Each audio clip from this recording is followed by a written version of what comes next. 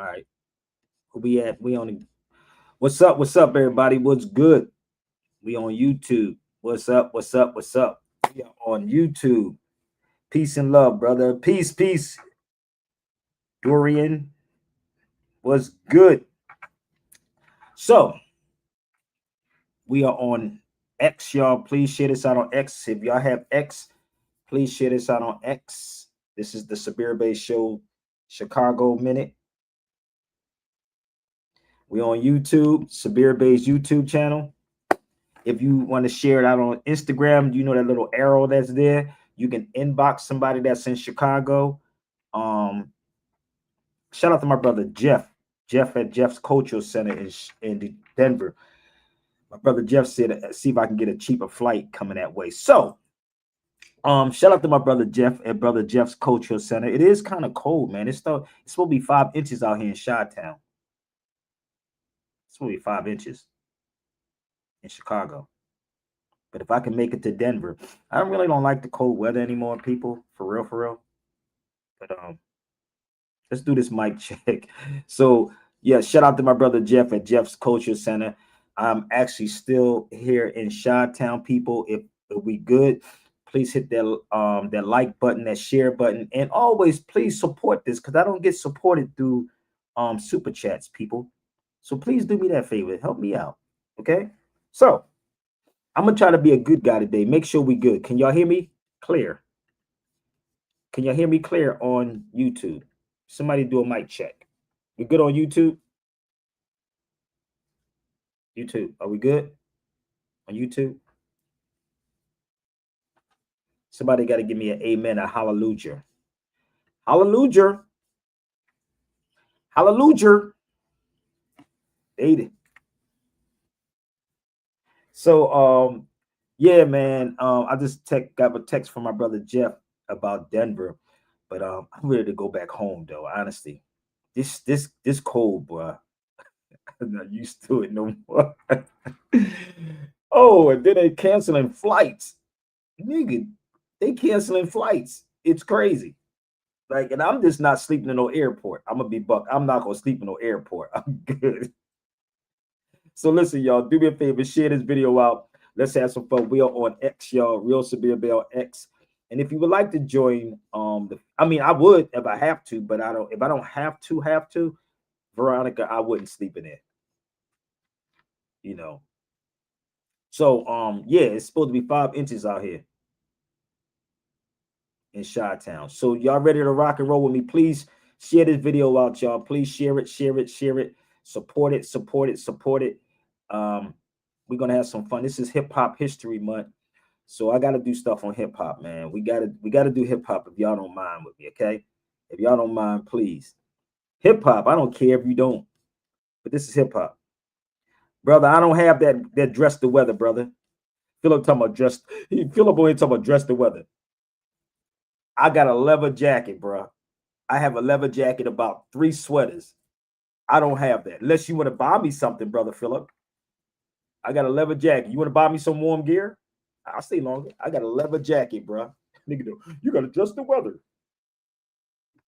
You don't understand y'all don't even understand my circumstances, bro. It's real than the real deal. Holy, I don't even have long johns with me. I think y'all we call them long johns on the East Coast in Philadelphia. We say long johns. Y'all probably call it thermos. We call it long john. So there's no need for that if you're on the West Coast. So let's get this thing started, y'all. Please share this out. Let's go. Please share it. We on X, Real Sabir Bey on X, Real Sabir Bey on Instagram. I'm live in Chicago. Let's go. Turn up the volume like my brother Stan says. All with it. Yeah. Sabir Bey. Truth don't play. Law, history, culture, hip hop. All with it.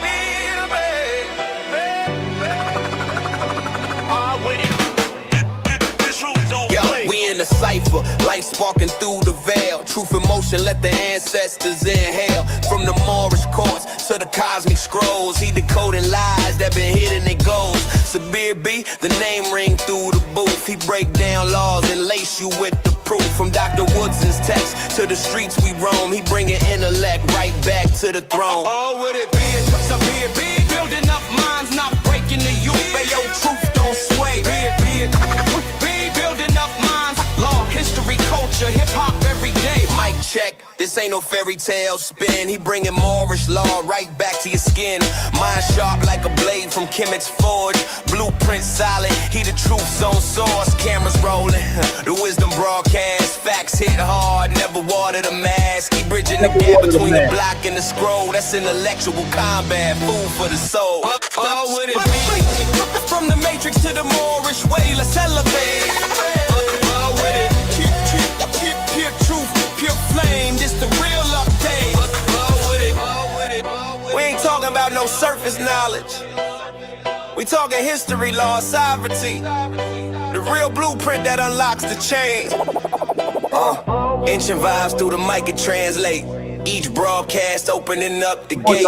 Pan-African mind with that moral spark. Guiding lost tribes through the global dark. No cap, this that Griot code in motion. Truth tsunami, pure mind ocean. So tune in, lock in, set your mental straight. It's a Sabir Bey show. Yeah, the vibe too great. Oh, with it be?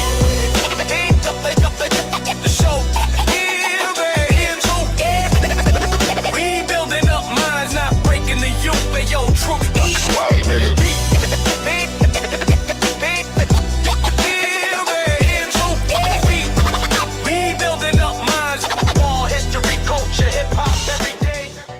Shout out to my brother always, DJ Derek, man. That brother be doing the damn thing for these intros.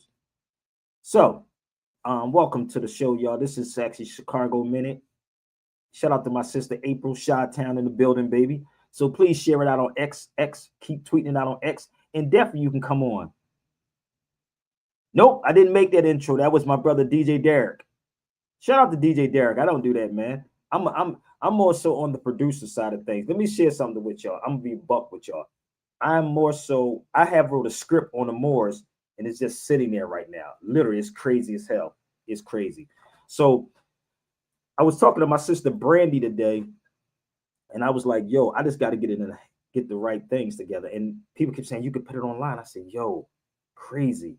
It's freaking insane. Just the journey itself. So, y'all, this is Hip Hop History Month. Hip Hop History Month. So, for the record, we're going to have some fun. I'm opening up the lines. This is the Chicago Minute. So, I'm going to take y'all to the Gospel of Hip Hop by my brother KRS-One. Bear with me. If you never read the Gospel, you better read it. If I went to court, I'll be swearing on hip hop because the Bible says don't swear. So for all you Christians out there that swear on the Bible, you niggas don't know the Bible because the Bible says don't swear. Go read your scriptures. The Bible says don't swear. So I can swear to tell the truth, the whole truth, nothing but the truth. So help me God, because I am hip hop. And when you hip to something, you hop out on what you know. Makes sense, don't it? That's off the top of my Philly fitty. I Philly fitty. So let's read the Gospel Hip Hop, November the 9th, which is the day. Let's go to November the 9th. Y'all ready? Y'all should get a copy of the Gospel Hip Hop, baby. It'll help you out a lot. So I swear to tell the truth, the whole truth, nothing but the truth, so help me God, which I did. The grass will always look greener over there. But if the lawn is not yours, why stare? Let's quote this one more time from the Gospel Hip Hop. Y'all ready? Every day of the week is something that you can feel the energy. I am hip hop. I am the fifth element of hip hop, which is the knowledge. Even though KRS-One added some more elements to the hip hop, KRS-One added more elements. But let's read this one more time. Let's take it from the top, y'all. The grass will always look greener over there, but if the lawn is not yours, why stare? Welcome to the Sabir Bey Show, Hip Hop History Month. Like my brother Stan says, let's turn up the volume. Nobody gives this to you off the top of the Philly fitted. That's a Philly. That's Philly. But we at a distressed time now. So bring all your people to the cipher. But this is Hip Hop History Month. Y'all ready? Let's have some fun, baby. I told y'all, we good. Somebody said that's fire. Let's go. I am hip hop, and so are you. We're gonna do some more. We're gonna do some intros before we get there, y'all. Let's go. Let's get the like, share, support. Can you dance? Let's find out. I want to see everybody on the dance floor right now. I'm about to put y'all to the test. Let's go.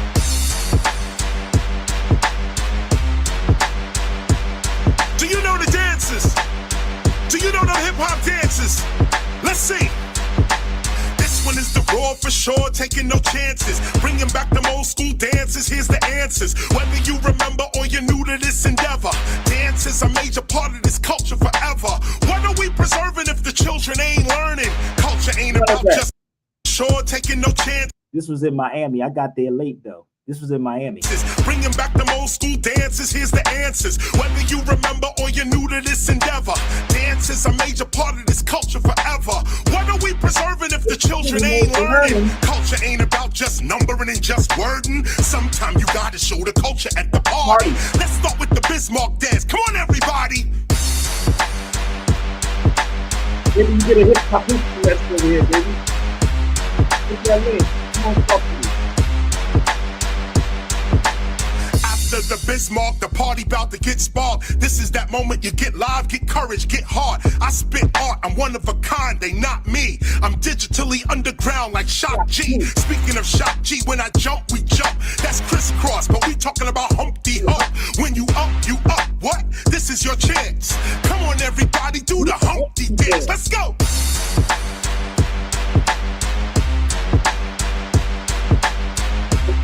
Let's go. That was the Humpty, now let's get it chunky. Like Biz used to say, yo, let's get funky. Funky, with the funk flow, we don't stop. Right about now, we gonna take it to the WAP. Remember the WAP, feet slide, shoulder drop. We did it in the Cubs, we even did it on the block. Ready, set, go, stand on your spot. Take it to the top, come on y'all, let's do the WAP.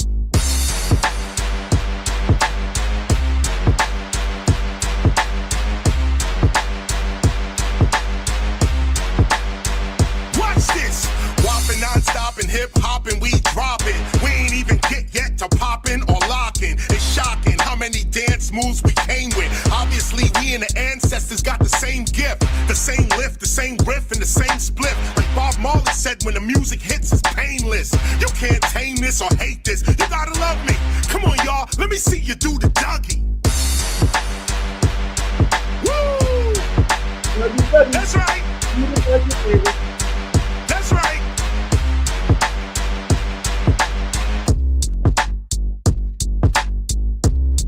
This is that part where we go freestyle. Some of y'all doing the Cabbage Patch, some of y'all doing the Running Man. Let me see what you got. Come on.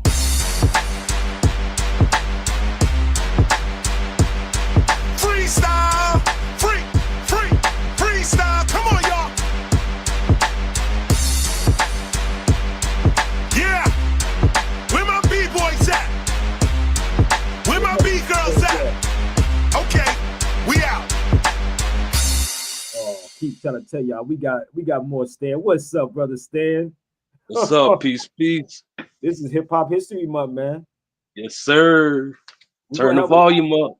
Stan said turn the volume up. I told you we could bring it back, baby. Y'all ready? Let's go. Big energy. Yeah, you gotta bring the energy, brother. I was on a low vibration early, but we're gonna help him out, bro. We're gonna do the no doubt. Here's how I use it. We're gonna do the damn thing. Seriously. So turn it up, baby. Let's have a hip-hop conversation. We're going to teach y'all, we're going to give y'all a little bit of history on hip-hop. Are they ready?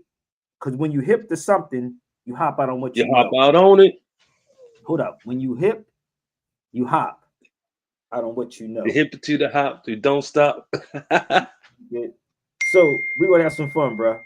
So let me show you something real quick. No doubt. Here you go. This is Dougie Fresh Father right here. I'm gonna show you the unity what I do with people.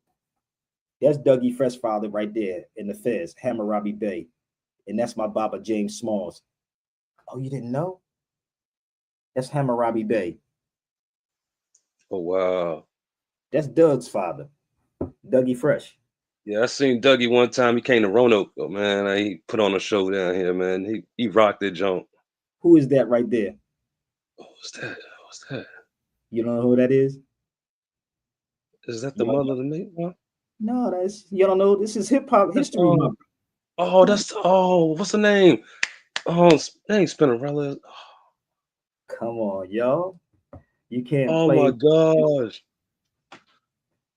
You can't play with my yo-yo. That's that's throwback. That's yo-yo, baby. You don't get it yet? I told you I'm hip hop. Y'all gonna learn today, goddamn. Let's go. Hip hop lives, baby. So when you hip to something, you hop out on what you know. Join the feed. Every year I get newer. Let's go. I come back. Every year I get newer. I'm the dust on the moon. I'm the trash in the sewer. Let's go. I come back. Every year I get brighter. Let's go.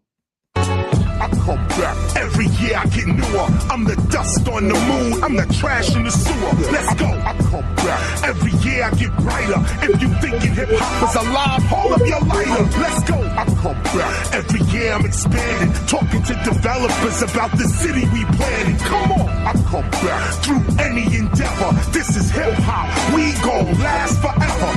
Hip means to know. It's a form of intelligence. To be hip is to be update and relevant. Hop is a form of movement. You can't observe a hop. You got to hop up and do it. Hip and hop is more than music. Hip is the knowledge and hop is the movement. Oh, it's a form of intelligence. To be hip is to be update and relevant. Hop is a form of movement. You can't just observe a hop. You gotta hop up and do it. Hip and hop is more than music. Hip is the knowledge. Hop is the movement. Hip and hop is intelligent movement or relevant movement. We selling the music. So write this down on your black books and journals. Hip hop culture is eternal. Run and tell all your friends. An ancient civilization has been born again. It's a fact. I come back. Every year I'm the strongest. KRS, Marley Marl, yeah, we last the longest. Let's go. I come back. Cause I'm not in the physical. I create myself, man. I live in the spiritual. I come back through the cycles of life. If you've been here once, you gon' be here twice. So I tell you, I come back. Cause you must learn too. Hip hop culture is eternal. Ready? This is hip hop history month. Let's go. Hip hop. Her infinite power helping oppress people. We are unique and unequal. Hip hop. Wholly integrated people having omnipresent power. The watchmen's in the tower of hip hop. Hydrogen, iodine, phosphorus. Hydrogen, oxygen, phosphorus. That's called hip hop. The response of cosmic consciousness to our condition as hip hop. We gotta think about the children we bringing up. When hip and hop means intelligence springing up, we singing what? Sickness, hatred, ignorance, and poverty, or health, love, awareness, and wealth. Follow me. I come back. Every year I get newer. I'm the dust on the moon. I'm the trash in the sewer. That's right. I come back. Every year I get brighter. If you think hip hop is alive, hold up your lighter. Let's go. I come back. Every year I'm expanding, talking to developers about the city we planning. I come back through any endeavor. This hip hop, we gon' last forever. We will be here forever. We will still be here forever. Get what I'm saying? Forever. More. I come back.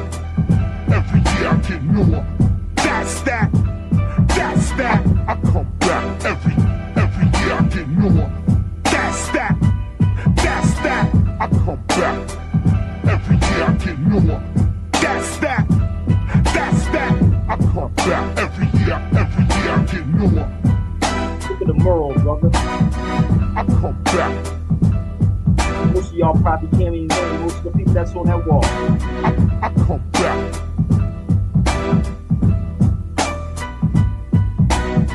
I come back.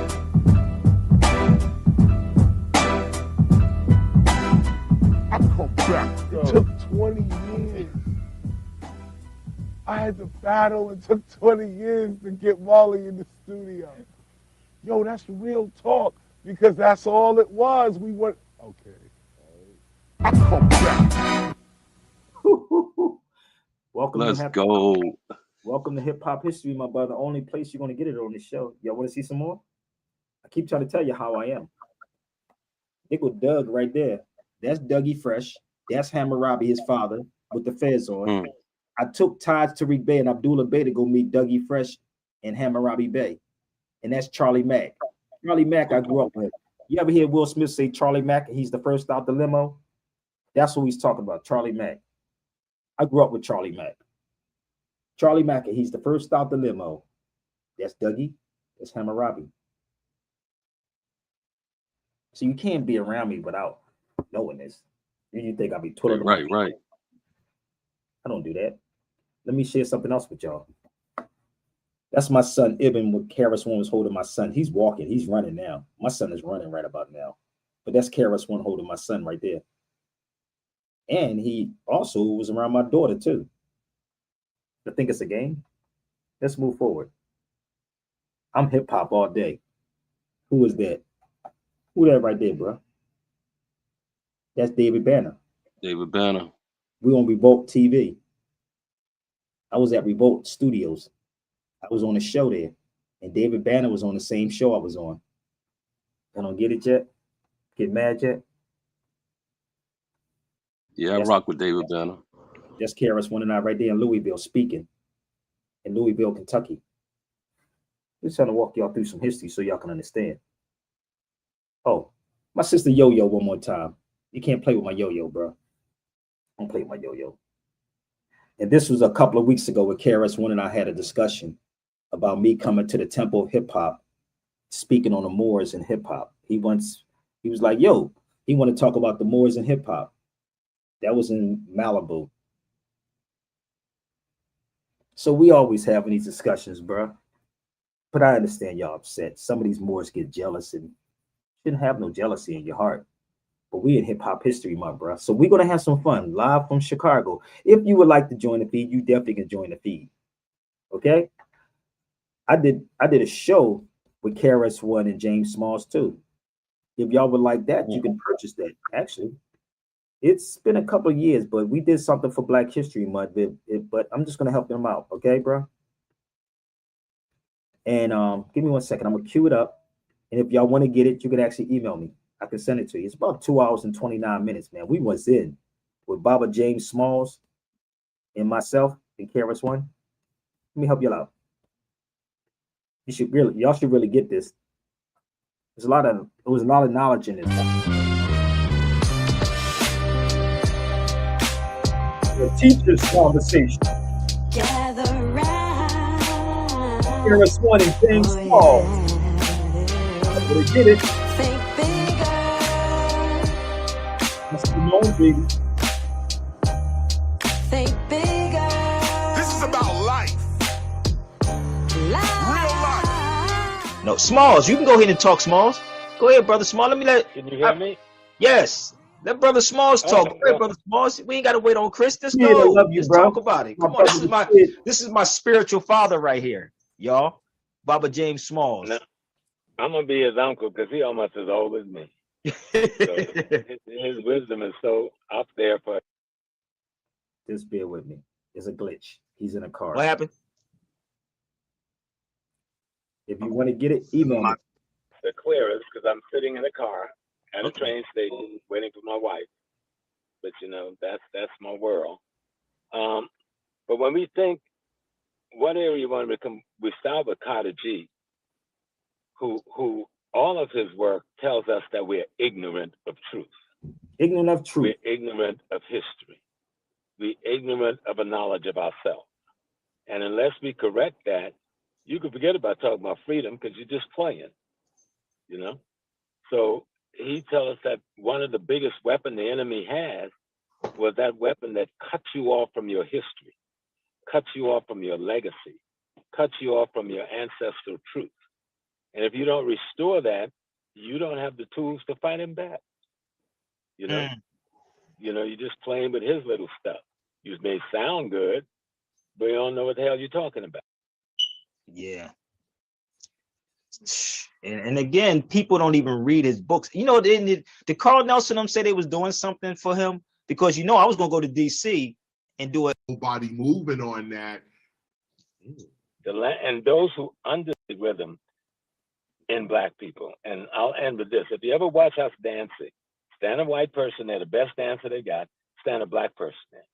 When the black person is listening to his music, he can move both his arms to one rhythm, his other arm to another rhythm, his leg to another rhythm, parts of his body. So he's moving all these parts simultaneously. But white folks have to move them one at a time. Okay? If he goes fast enough, you think he's in rhythm, but he's moving them one at a time. But the African is moving all of these body parts all at the same time. This concept, polyrhythm, is a great part of the language system that is our music, that over generations, we can still hold an African spiritual conversation and never utter a linguistic word. And I'll end with that. And that's what hip hop is. And You that's know, what that's exactly it. In fact, Smalls jumped ahead and synthesized the whole thing, because I was gonna discuss feelings, but the music is the that's the mood, the language, the act. That's so on point. That the music itself. I mean, if you want to get into a discussion about that drum right up at the top and drumming and how that became such a threat to these colonial powers. Imagine outlawing the drum. How do you outlaw a drum? Crazy. But at the end of the day, no, the music itself, polyrhythms, vibration, sound as energy, as opposed to just sound as something you hear. The whole body getting hit with the vibration of the sound and your whole body moving on that is simply amazing. You know, that's actually in the same folder with I heard Minister Farrakhan talking about his famous lecture on the basketball player and how mathematics is the basketball player doesn't have to know mathematics, he is the mathematics. That when you see a basketball player, and that's just as one example, you see a basketball player playing, so much math is going into every aspect of what he's actually doing. We're being pulled out of ourselves and giving graphs and numbers and letters and words to describe who we already are and what we already are doing. They needed to describe us. We didn't need to describe ourselves. And so the information we're getting today is kind of backwards. We're looking for ourselves, but we're already ourselves. And we're already doing everything we're supposed to be doing, but without knowledge of that self, you think you're doing something wrong or you're missing something or, you know, I mean, I guess the spirituality for Black folk in particular, is not really discipline or self-restraint, but more self-acceptance. So if y'all want to get that, I'm not going to play it all, but it's 2 hours and 26 minutes that we had this whole conversation. You can email me. I told you I got a lot of stuff, brother Stan. 2 hours, email me right there, SabirBeyRadio@gmail.com. You can pay at Zelle, PayPal, Chime, Apple Pay, or Cash App. So I already paid my dues. Now dudes pay attention. So when you see me doing what I'm doing, all these new cats that talk about the UCCs, discharging debts, that's old stuff. I did that in 96, 97. Don't believe the hype in it. Come holler at your boy. I can tell you what it is. Diggle James Smalls, I gave him Noble Drew Ali's book. That's my Baba James Smalls. I gave him Noble Drew Ali's information. You think they don't know? I told y'all how this works with me. I've been doing this. I don't discriminate. I talk to everybody. Now, somebody may hate what I'm doing, but when you really sit back with these people, you will understand how all this works. Again, you see Hammurabi Bey, Dougie Fresh Father with his fez on with Baba James Smalls. That's Doug's father. Then he actually had Dougie Fresh Father has his red fez on in Diggle Doug with Charlie Mackey. He's the first out the limo. So it's a lot of stuff that's going on, man. It's a lot that's going on, man. I don't even know where to start. Let me, Right. like, I would be real because I see this is a Chicago minute. Let me show y'all how I bring everybody in the room together.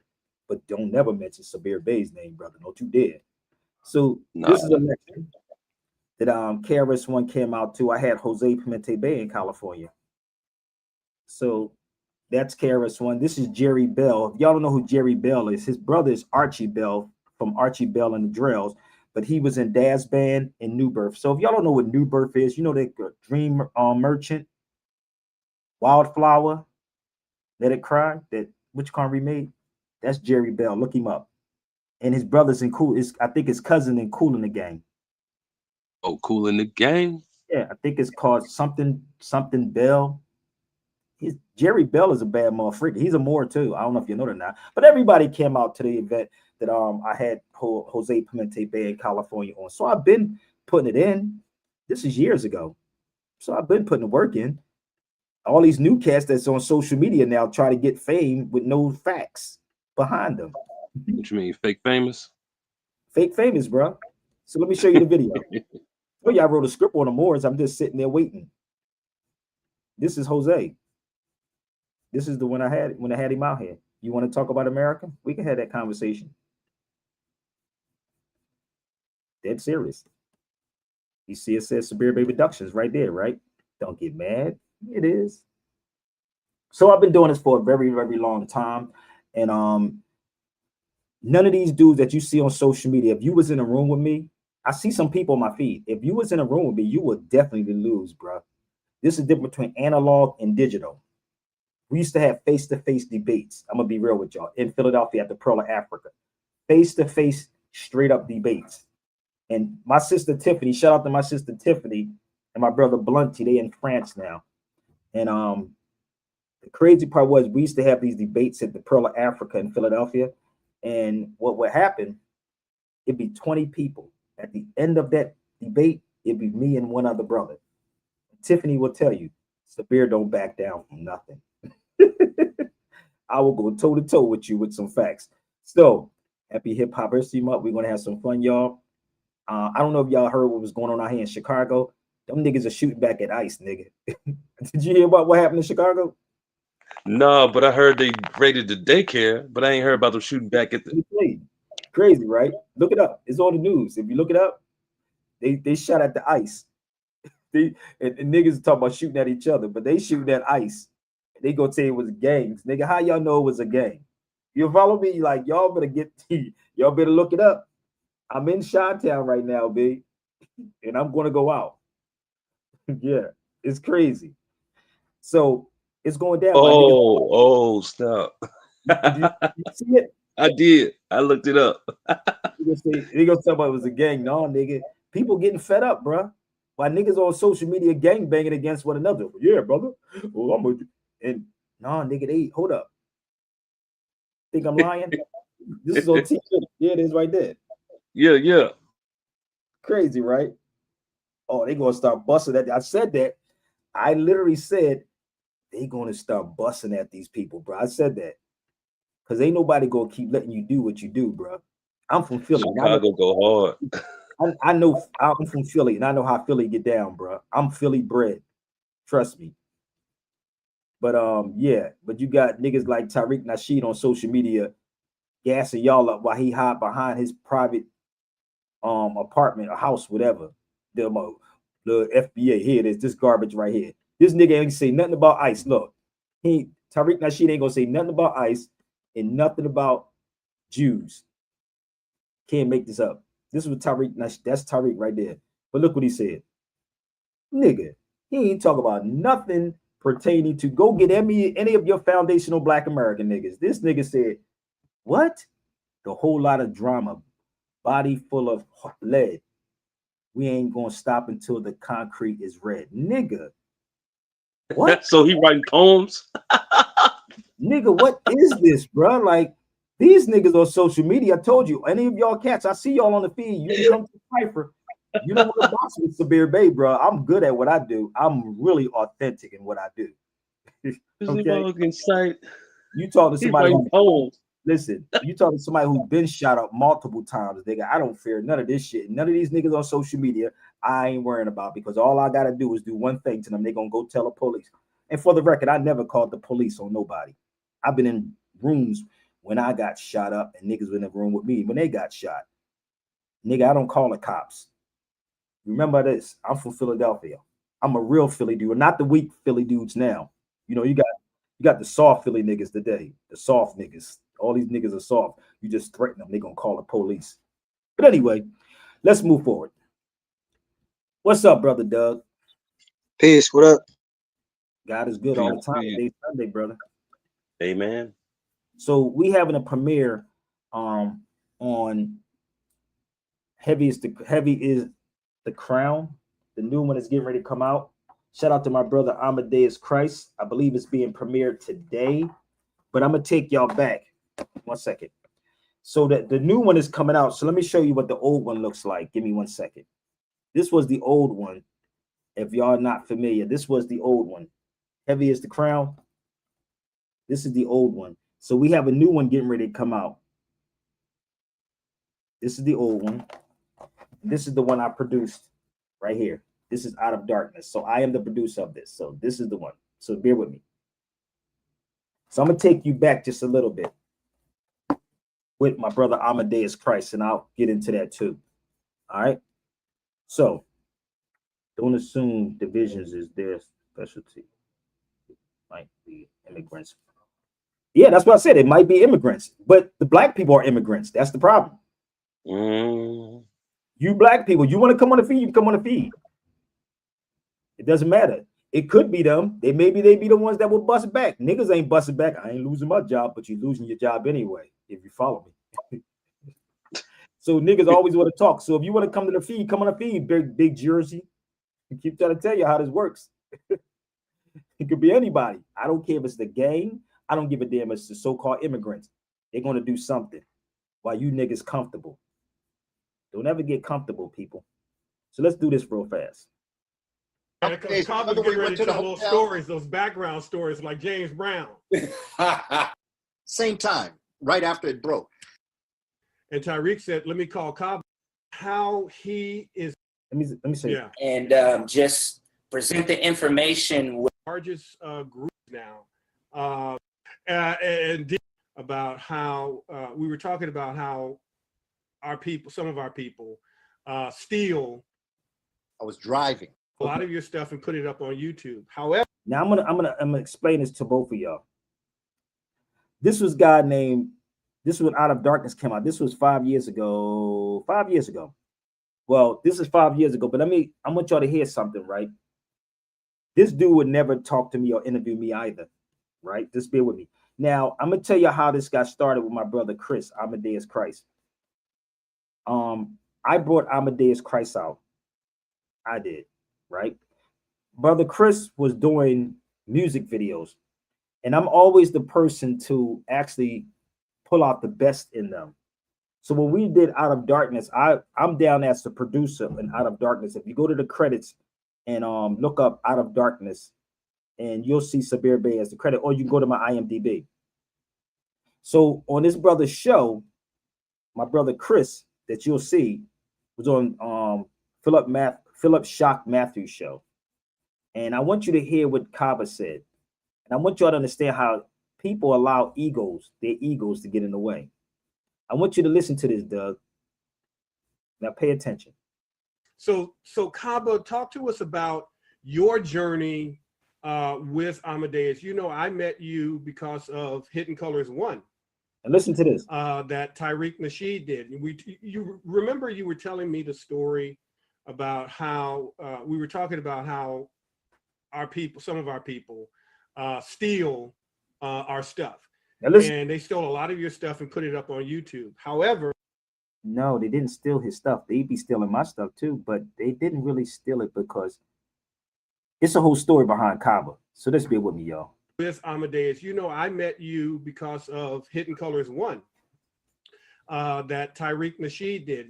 You remember you were telling me the story about how we were talking about how our people, some of our people, steal our stuff. and they stole a lot of your stuff and put it up on YouTube. However, what they put up on YouTube is what Tyreek saw. And Tyreek said, let me call Cabo when he started to do Hidden Colors. And then it just began to have a snowball effect. Walk us through your journey, brother, from the time that you started this to where you are now with Amadeus, with this video streaming and being really on the cups, but right in the heart of this new African Renaissance. Listen up. Hello, my name is Adam Ferrari, the Chief Executive Officer of Phoenix Energy. I look forward to you joining us at our... I got a call one night. I was driving. I got a call from Sabir Bey. And Sabir Bey told me that Sabir Bey is a scholar. Let's go back. New African Renaissance. One more time for y'all can get this. I got a call one night. I was driving. I got a call from Sabir Bey. And Sabir Bey told me that Sabir Bey is a scholar, particularly in the Moorish tradition. I had met Sabir in the 90s. He and another brother. Did you say 2090, Stan? Y'all thought I just walked into the 90s. He said the 90s? Let's find that back one more time. One more time. I got a call from Sabir Bey. And Sabir Bey told me that Sabir Bey is a scholar, particularly in the Moorish tradition. I had met Sabir in the 90s. He and another brother, Noah, had brought me out to Philadelphia to do some work. And I did a presentation. That's where I first met Sabir. Through the years, Sabir and I have spoken, going back and forth. Sabir Bey called me up and said, yo, there's a brother that's doing a documentary, and he's interested in you being a part of it. And I said, okay. And he said his name is Amadeus. And well, he actually told me his real name, you know, the name I went by before Amadeus Christ. And so I said, sure, well, why don't we, you know, tell him to call me. And what happened was he said, I'll do one better. Let's do a conference call. So we did a conference call. Amadeus was on the line. We started talking. And then all of a sudden the line broke, got disconnected.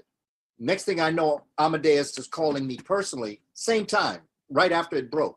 And so we started talking. That was the beginning of our conversation about possibly developing this idea.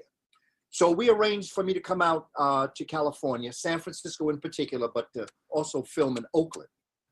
So my point, people, let them keep trying to play with y'all, say, oh, we don't know who Sabir is. Have always been that dude that fell in the background with everything I have ever done. All these people that y'all see on social media, I helped a lot of these cats that y'all see. I'm just a humble dude. And I also hear people that take stuff and steal stuff. You know, Sonetta took one of my videos and put it online too. He did. Go look it up. Yep. You remember that? You remember? I don't supposed to feel no type of way. I don't supposed to feel. You called him out on it too. But huh? I said you called him out on it too. I did call him out on it. You want to see the video? If you go online and punch, this is not the full video. The full video is up there. It's long enough, but it's more parts to this. It's called The Heritage of the Moors. Punch in Sonetta or punch that in and watch what you see. Sonetta had nothing to do with this, but he put his watermark on it. Do y'all understand how this works? He put his watermark on it as if it was him. I can play the video. I played it before. Am I upset? I could sue him. I could do like every last one of you Negroes and sue him and go to the white man and tell. But Taj got paid to come out here. I paid Taj. He got paid to come here to California. Sonetta had nothing to do with that. Sonetta never paid that. This is why it's another one. This is why I'm not releasing this one. This is old too. Why doesn't the black man in America have a nationality? See? Sabir Bey Productions. So you know what I noticed? You know, so brother Sabir, what's that? You know what I noticed? As time have went on, you know, I'm a 90s baby or whatever. As time has went on, people are more and more concerned about the appearance and not the spirit of a matter. You know what I mean? That's why it doesn't last long. Yeah. That's why money doesn't. And that's a disaster in and of itself. That's a disaster in and of itself because it's uncivilized. There you go. And that's what I want people to understand. That's why they hate it so much with me. They can say they don't hate. Oh, yeah, they hate, bro. Trust me. Because if like Karis once says, Digital and analog. Nigga, I'm analog. I can walk into a room and kill the game. Not this social media that I'm pulling people's stuff down or pulling AIs down. No. And none of these things that some of these people that I be seeing on social media is factual. I be laughing at it. I be like, nigga, where y'all get that from? How did you, bro? I'm an authenticated birth certificate, nigga. It ain't your birth certificate, bro. It's not your birth certificate. So how you going to authenticate something that's not yours? You can go to jail, because even if you burn a birth certificate, you can go to jail. Did they tell y'all that part? So you cats that try to steal this information, what I'm saying, y'all can actually have me come out wherever. My brother Jeff just asked me find a cheap flight to Denver. So if somebody want to sponsor that trip to Denver, y'all can. I can go to Denver on Friday. I definitely can go to Denver on Friday if I get a sponsor to go. So yeah, and be at the at Jeff Cultural Center, and we will have a bunch of politicians in there too, because Jeff has a lot of politicians in Denver. But I can't keep calling in my pocket. My bank account not set up like that, brother. But you can put me in the room with the best person that you're watching on his social media and see who's going to be standing. Okay? So let's talk about it. Let's be about it, not talk. So this is Heavy as the Crown, brother. So y'all don't know, the premiere is today. This is the second installment of Heavy as the Crown. So in this video, you have a lot. I think it's David Banner's in here. It's been so long since we shot this. Sabir Bey is in here. James Smalls. There's a bunch of Kabbas in here. We have a lot of people. But my sister, shout out to Zaza Ali. She's going to be part of the panel. So shout out to my sister Zaza Ali. But let me play this real quick. So this is going down today, the 9th of 2025, the premiere. Spirituality, that's a relationship between you and divinity, you and that which is divine, you and that which is responsible for all creation. Religion means to bind, to hold, to control. Religions have been used as the primary agent of dominance and control of African peoples. If you control the mind or the thinking of any person, you control their reality. Religion only means to realign. Re means to go back to align yourself, because everything was God. Spirituality is I'm embracing the universe. It's based upon knowledge, wisdom. Western religions is an Western interpretation of an African theology and cosmology that has existed for thousands of years. We are not looking at the world through our ancestors' eyes. We are impacted by concepts of a white creator God that created all things, and particularly a male God. The children of Africa that left out of Africa, they begin to have a struggle with the feminine and the masculine as oppositional energies, and really wanted the masculine to be primary. It was principally men who crafted this notion of the divine in masculine terms and left out the women. It is without doubt that the ancient cultures of the world were matriarchies, not patriarchy. And so there were images of this black mother and child that were regarded as the black Madonna and child. They understand that their version of the Madonna child is simply their rendition of an archetype. And that archetype is black. The woman was revered as a creator. God creates. A woman creates. So maybe the true gods on this earth is women. And we as men would sit here to protect God while she creates. There's tonight, baby. It's tonight. You said, it is screening panel discussion, Out of Darkness Part 2, the Sunday, November the 9th. Register at outofdarkness.com, Out of Darkness Film. So if you want to see it tonight, you gotta register, B. Okay. So this is the first premiere. And please, people, support what we're doing because it takes a lot of finances and a lot of time to do this, people. So please share this out and please support me at Zelly, PayPal, Cash App, whatever. Oh, we can do something in Chicago, baby. All right. So there's a lot of work in this that we be doing. So I was sitting back the other day, Doug. I was watching this movie. I don't know if y'all saw this movie called Frankenstein. Did you see the new Frankenstein? Shit is crazy. Did y'all see it? Yeah, just saw it. You saw it? Did you understand it? I never was a Frankenstein person. I never watched Frankenstein. I swear I didn't. Probably when I was younger, I probably said, what the hell is this? But once I study, because I study people's background. That's what I do. I study everybody. If you wrote a book, I'm gonna study your background. You know what I mean? I'm gonna find out about you. If you're a producer, the same thing. You study the producer. I am a producer. I produce Heavy as the Crown. I produced a movie called Abandoned Act with Big Red from Five Heartbeats. But let me just show y'all something. You should always research people. Give me 1 second. But that movie, bruh, it was 2 hours, right? It was crazy, but I was like, wow, dude, that's kind of hot. Hold on.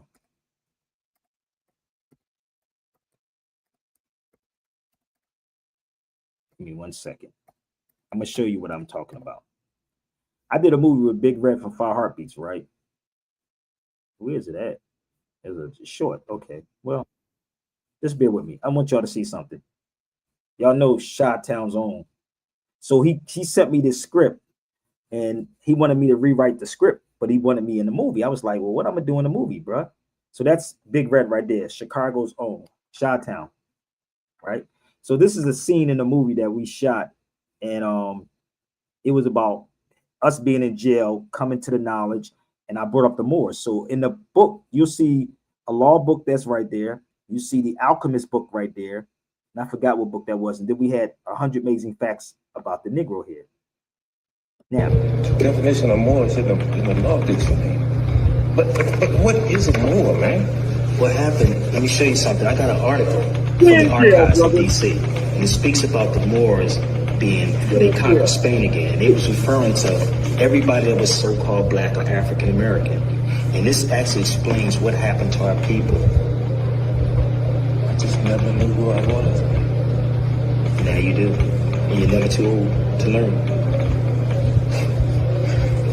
It took me coming in here, have a young boy teaching me, huh? Crazy, right? So imagine if I had money behind me, all this money y'all be giving these churches and these niggas that be making fairy tales. I could do a whole movie on this, brother, from every trip that I've been around the world, bro, and the connection of the Moors. So I'm looking at this movie, right? Frankenstein. There's a certain scene in this movie. You all should check it out. It's on Netflix. If you've been where I've been and saw where I saw, you start putting the puzzle together. I don't know if you remember the scene in the movie, bro, when they had the bones, the skin or something that was on the wall. Remember that? The scene on the wall when he was talking about on the wood when he was creating them. He said he had an idea. Doug, you don't remember that part? I'm trying to think. I'm gonna see if I can show it to you. Can't make this. I'm gonna play it for y'all. Watch this. When you see this scene, you're gonna be like, wait a minute. Give me 1 second. Where is it at? Give me 1 minute. Here you go. This it. Listen to this. Just listen to this. Hold on. Battery 40%.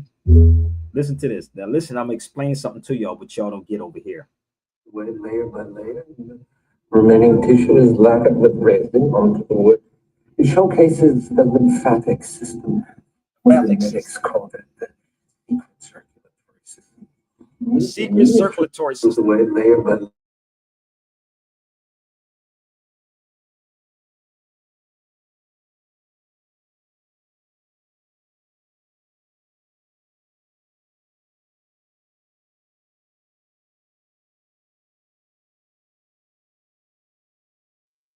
Brother, you cut out. Sabir, brother Sabir. Y'all still getting him on the feed? Yeah, I think he got cut off for a second. He'll probably be back in just a second. Yeah. something going on with these internets and social media, man. It's been cutting people off and all kinds of static going on.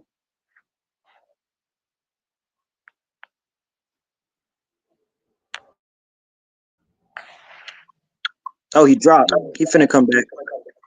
Yeah. Well, he in a hotel, I think. You know, the Wi-Fi in a hotel always, you know, usually might be a slower speed. That's what it is. But he'll pop back in a second, y'all.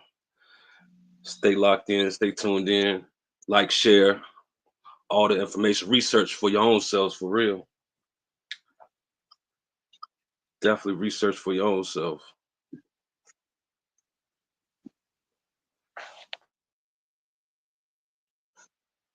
As long as I've been researching and looking up everything that he be speaking on, be finding it facts. Be finding a lot of it facts, man. So if you come on here, like and respect and show support, yo. Because a lot can get done with a little bit of help.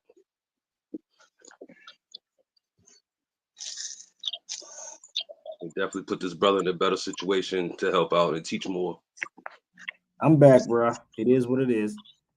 This is the thing. People always say, this is the funny part. People say it froze. It did this, it did that.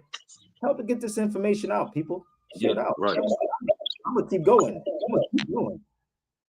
So let's go back one more time. So in that movie, it was talking about the resin and stuff like that, and it was talking about the Muslims. That's what it said, right? It was speaking about the Muslims. I'm gonna play it one more time. Oh yeah, I caught that. I caught that part where the dude, the doctor, he was like oh, he was talking about the medical journals and stuff. You pulled it up? Here you go.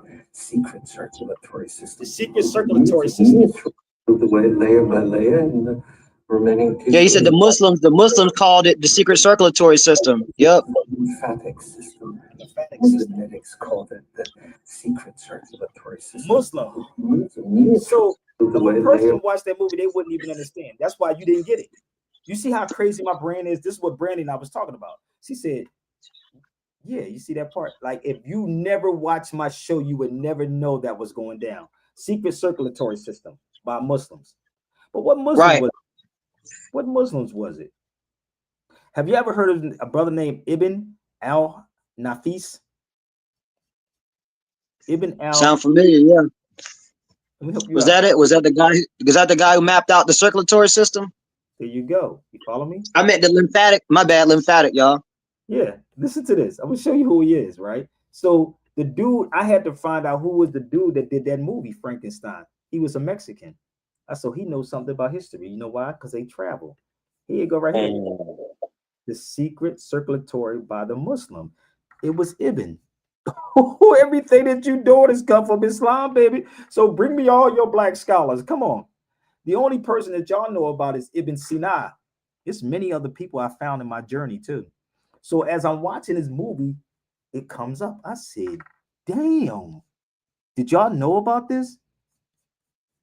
Pulmonary? No, see, most of these so-called conscious cats, if you bring up Islam, they trying to basically what my experience has been, they trying to basically spread or promote the idea that Muslims are trying to take over something. And what only thing I could tell them is I'm like, bruh, that time passed. So you it's like you trying to live in the past, bruh. You don't even understand what's going on. But you see how crazy my brain is. Like, literally, like, if you can name somebody else is actually connecting these dots, let me know. Because I can go down the line with this. I swear to God, man. It's simple. You know what I mean? Am I right or wrong? Am I right or wrong? Yeah. Muslim sailors were over here before any European. Yeah. But I want y'all You feel me? They ain't never gonna talk about that by hundreds of years. Bring up this to a doctor, ask them about this. But see, this is the thing that y'all don't understand about me. I don't just make these things up. So anybody that's on his feet is trying to copy this information, please don't do that. Y'all can hire me.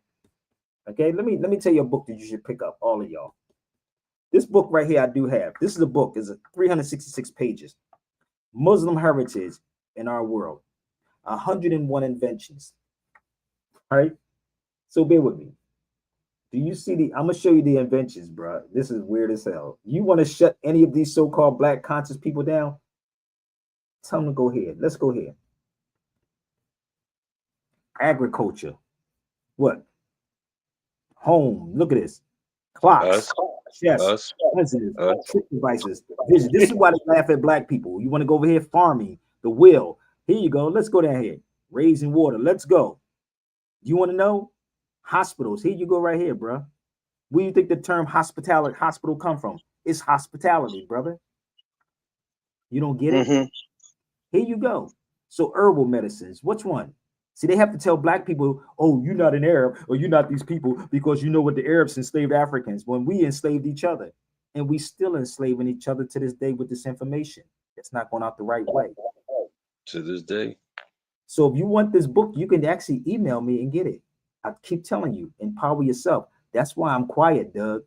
Because any of these cats want to come, I got some stuff for them. I got lead for them. So you want to go? Maps. The first map was by a brother by the name Idrisi. Idrisi. Traveling. Navigation. Okay? There's a whole list of this. That's a problem right there. It is a problem. And I'm a problem to them.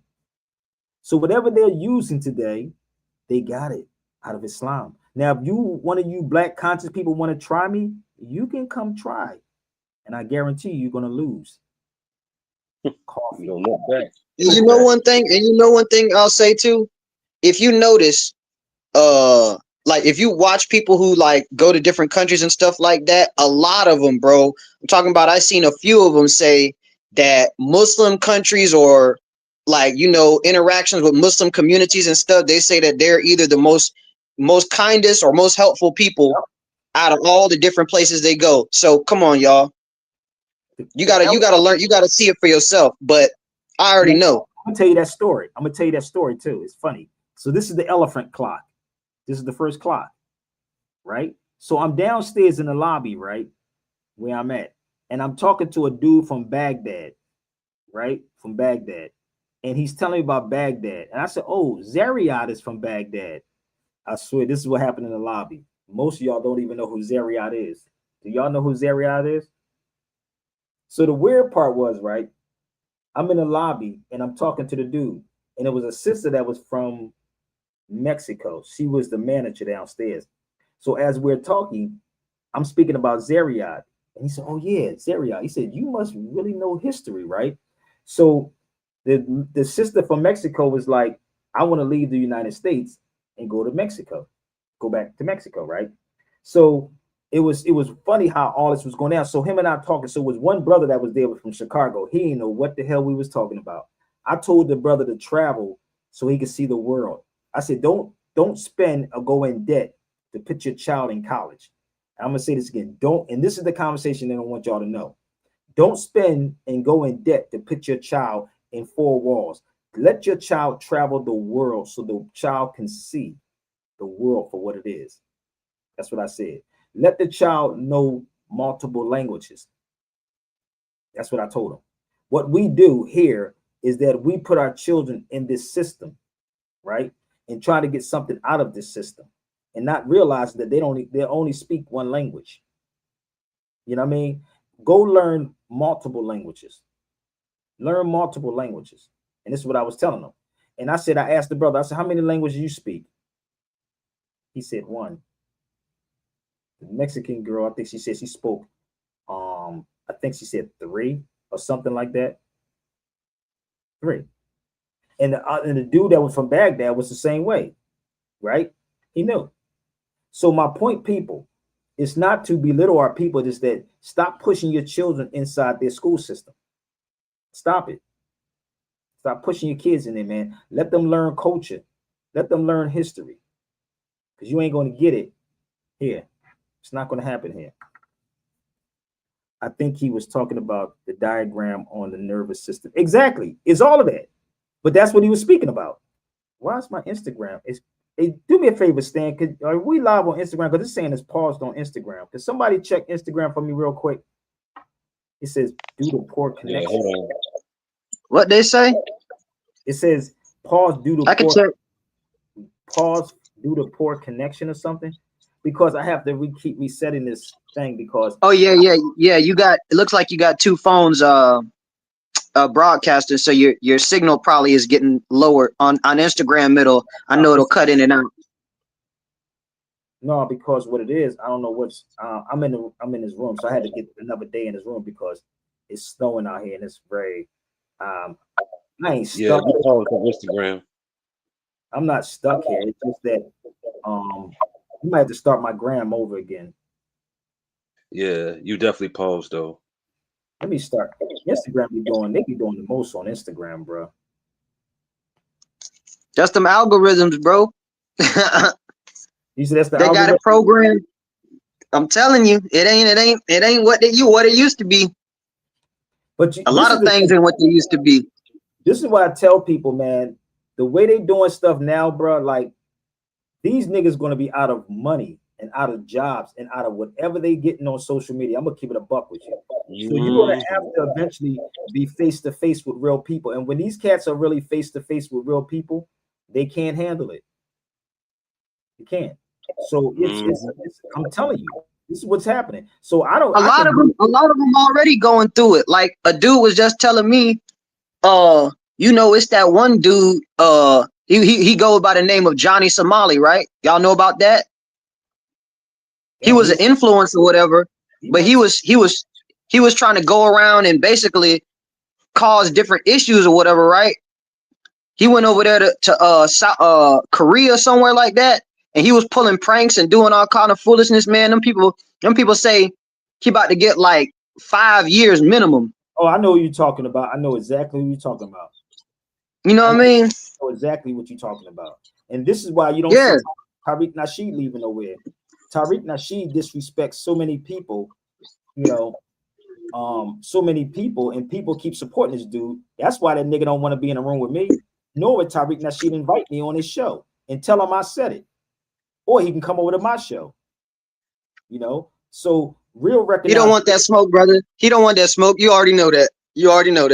Family, I'm gonna tell y'all something. I keep telling you, these cats know who to go to. Yes, they do. They know who to go to. They know who to play with. I'm dead serious. They know who to play with. So again, we're the problem, bro. Give me 1 second. I'm trying to set this up, y'all. So bear with me. Now it's telling me I gotta do my exit. Yeah, we are the problem. Our thinking, it's our mindsets. You see how I'm saying? Look how much I'm doing right now, and I'm like trying to multitask all these things. 2 different phones and a tab and a cell and a laptop.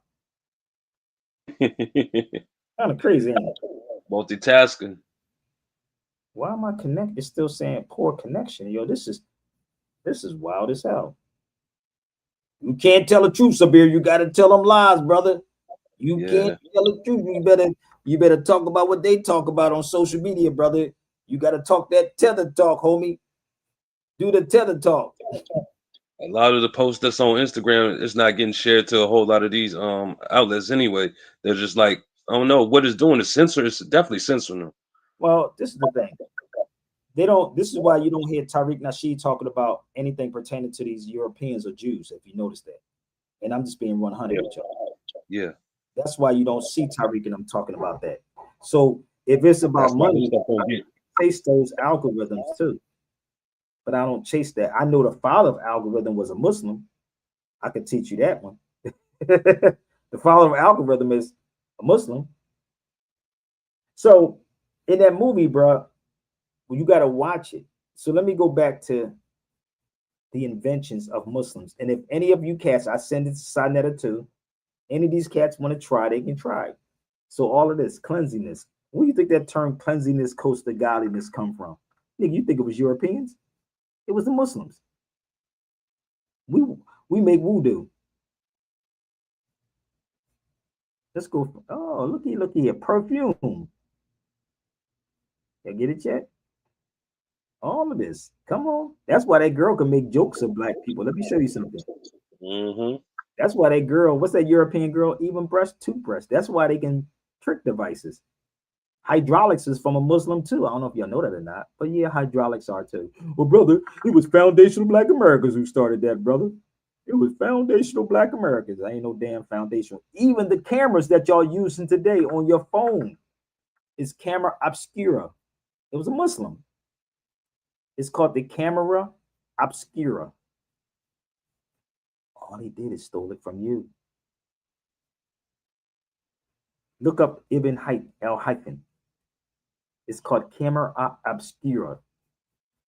So imagine if I had the finances, how much money, how much I would be killing this game, brother. Did y'all know that?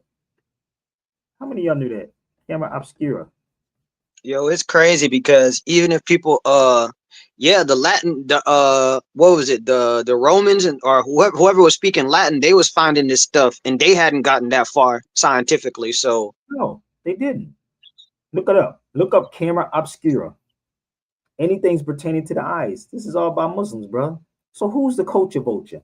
So they have to make people hate it, brother, because we truly don't know history. And this information should be taught in all of our universities, bro. This should be taught in our universities.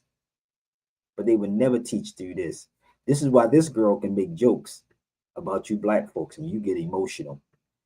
Brandy told me there was a white lady, a European lady, was in a casino in Vegas, and she was getting kicked out the hotel, and she started calling Black people niggers, and she wasn't. No, the funny part is, no lie, this is what she's telling me. I wish she would come on the feed and tell a story.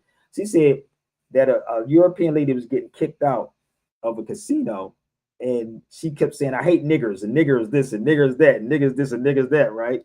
And they said she wanted a reaction from them. It was a reaction that she wanted from them, and they didn't give her a reaction. So what Black people do, I'm talking about you Black, insecure Black people, that's emotional. So send us to Angela Rye, send us to Charlemagne the God, send us to Joe Button, send us to all of them. Let's have this conversation. I don't get caught up in none of that because, number one, I'm not Black, I'm a Moor, and once you say that, it's a done deal. So this European, nor do I do stuff like this. This is the dumbest thing. You some dummies that's in these fraternities. Look, niggas running to get branded when we was running from getting branded. And they're going to show it off too. Look, I got branded. Look, I'm branded, but I was running from getting branded. Sad, ain't it? Sad, ain't it? And you're not even Greek. They don't even have Greek fraternities in Greece. That's some mind. You don't even have Greek fraternities in Greece, nigga. Somebody help me that's smart. Please help me that's smart. This is why they can do stuff like this. I can't make this up, bro. This European girl is funny as hell. I had to laugh at this. Give me 1 minute. Let me see. She said, woke black clown destroyed after saying Black slaves built America.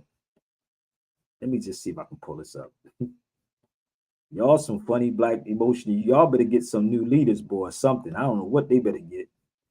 But let me see if I can pull this up. Let me move this out the way so y'all can see the title in this. Can you see this right there? Can y'all see the title? So this is the funniest thing ever. I had to laugh at this. And Mark Lamont Hill is a dude that's supposed to be a professor or something, right? And he be on Joe Button's show, right? Emotional, reactionary. You don't have to react to everything, people, but this is what the Europeans said about Black That's crazy. I see the title. That's crazy. Listen to what she said, though. This is the funniest thing ever. Hold up. Let me blow this up just a little bit so y'all can hear this, man. This is too funny. Give me 1 minute. Unbelievable. Every day to make banking a fifth third better. We're drifting away, Mark. We're drifting away. Enslaved Africans, enslaved Africans built this country, and many were Muslim, and many even after the era of slavery still held on. They still held on to Islam, and many of them practiced secretly and silently, and even at the beginning of the 20th century with the Moorish Science Temple, with the Ahmadiyya movement. I mean, there are just numerous movements. And if you look at the founding fathers, time out, please. What's up, folks? We are back again. I thought Jack Posobiec brought up a good point when he said, what cities did they create? Welcome back to the show. This is a topic that will not die. Just like the idea that there was a Wakanda and that black people ran everything and were superior to whites, and thus we had to enslave them to keep them down because we were like, oh, they're too powerful. They are too godlike. We must subject these people. We must enslave these people because they're too good. They're too superior. They're too good. So out of pure jealousy and fear of the master race, which is the African American and the African at that time and the black person at that time and in this time, we had to, out of fear and jealousy, we had to put them down. We had to stamp them down. Okay? This is really genuinely what they believe. The delusion in the black community is through the roof. It truly is through the roof. It's wild. So that was a debate on Piers Morgan. It was Matt Walsh, Jack Posobiec, and Mark Lamont Hill. Lest we forget the great Mark Lamont Hill, let me refresh your memory as to who he is. And I don't want to live in a country where you can say an inappropriate, rude thing, which, by the way, black people can say things to white people all the time and they never get canceled. There's no backlashing about this. I want to live in a country where people are allowed to say what they want unashamedly, and you will well, go not on then, have say it. Say you the will M. not have Go on, free say. speech. Go on, say the M word. Go on. I'm No, not ashamed. don't invite. No. I don't want you to invite this woman to say a racially harmful term in front of me because I'm the only on here. So if she says it, I'm the victim of it. So please don't invite her for ratings to call me the N-word because that's basically what it's going to be. There's a bunch of white people up here. You and one Uncle Tom on the left here, and to ask her to say the N-word while I'm here is ridiculous. You would not sit here with a Jewish person and say, please use a Jewish slur in front of this Jewish. It's ridiculous. I understand you don't have any bad intent, Piers. I understand what you're trying to do, but we already know she's racist, and I don't want to invite a racial harm to me. I hear you. What does it really take to stop a motivated, violent criminal dead in his tracks? He got emotional. I hear you. So that's Mark Lamont Hill. That's who we're dealing with. A real trooper for the Black Power movement we got on our hands. But to get back to this video, this debate between them, let's see what Mark Lamont Hill had to say. Basically, white people had nothing to do with the founding of the country. In fact, I Googled this earlier. It said approximately 388,000 enslaved Africans were transported directly to the land that became the United States, according to the Transatlantic Slave Trade Database. Now, do you pay attention to what she's talking about? This is why I have a problem with all of you wannabe Pan-African black motherfuckers, nigga. She's going on a database. So when you call yourself something, right? That's what you become. But the reality is that we were here before them. So when they stripped you from who you were or are, they called you, labeled you black, if that makes sense. So there's no black race and no black people. So if you out your mouth confess that you was a slave, right? Or you confess that you were African American, right? You just said it. So you are what you're speaking. So what happens, this is why they will support the sister that wrote the 1619 project. This is why they would pay the sister who wrote the 1619 project. And I would love to be in a room with her. Somebody shit us to her. They wrote that and they will push that. They keep pushing that part of you was just a slave. That's where she's coming from. I will kill this girl while I was in the room with her. Let's move forward. Listen up. Okay, 388,000. There were what, 31 million people in the country at the time of the Civil War? So you're telling me a couple million people, 31 million, maybe 10 million at the time, I don't know the exact numbers, millions of white people, 388,000 African slaves. But they built the country, right? They built the roads, they built the cities. No, you picked cotton for a few years and you've just been destroying the country that we built for the rest of the time, okay? That's actually what happened. But let's take a listen to Mark Lamont Hill and his arguments about this is why they kill you educated dummies. How Africans are responsible and Muslims now too. I don't know if this guy's one of those, you know, there is this sect of blacks that like are really into Islam.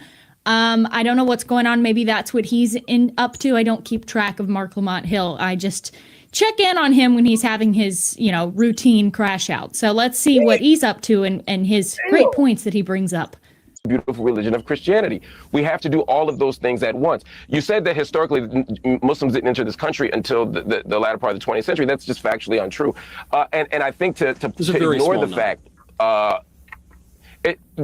not relative to the number of enslaved Africans who were brought here, and that was Mehdi's point that I don't want to see distorted. They were forced to convert to Christianity. That's like me saying there weren't that many Jews. That's like me saying there weren't that many Jews during the. No one was forced to Islam. This is the weird part. They were not forced against Islam. Islam was not like that. Christianity. Let me tell you the difference between Christianity. If you studied the book Africa versus America or anything, you will get killed if you practice Islam in private. In order to get certain positions, right, you have to be a Catholic. This is what it was. You have to convert. It's like, I'm gonna give you an example. Growing up, my name wasn't Sabir growing up. I want y'all to, it's been this way for the past 30 years now. And it's my name on everything. Your parents used to say, oh, you're not going to get a name like that with Abdullah. How many people grew up like that? Or Muhammad? You heard those terms, right? You ain't going to get a job if you have those names, right? This is what happens. If you was a Christian or a Catholic, we would give you certain positions, if that makes sense. We would give you certain jobs if you accepted that. But Christianity will kill you if you did not convert, because you don't understand Ferdinand and Isabella. Ferdinand and Isabella. Ferdinand and Isabella. You don't know real history. That's why they can chop you black educated dummies up. She would never last in the room with me. Let's move forward. If I'm wrong, bring it. Yeah. Have you checked out how white people got treated by Islam? Like during that time, Muslims were kidnapping white people across on the seas as like. And she's right. Listen, she's right. They were the first slaves. That's where the word Slavic come from. Y'all didn't know? Look it up in a dictionary. Do you have a dictionary? Look up the word slave and then look up the word Slav, and it's going to tell you Indo-Europeans and Scandinavians. One more time. Slave, Slav, slave, Slav. So, but we didn't mistreat them that way. We didn't do what they did, take their names and all of that stuff. Because all of these people, right? All of these Europeans, right? They still come from your ancient ancestors as Moors. Did that make sense? They're Moors. So of course we're not going to tell you who the Moors are. Why?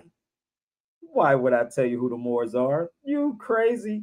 We got to tell you that you came from the jungle, nigga. Yet you were swinging from trees and we educated you. You see how that works? Is it working yet, y'all? If I'm wrong, come on. Have me on the show with somebody and see how that one turn out. So let's move forward with her. That's why they can clown the educated Negro. Pirates, and they were bringing white Europeans over to the Middle East as slaves. You don't think they were trying to forcefully convert them?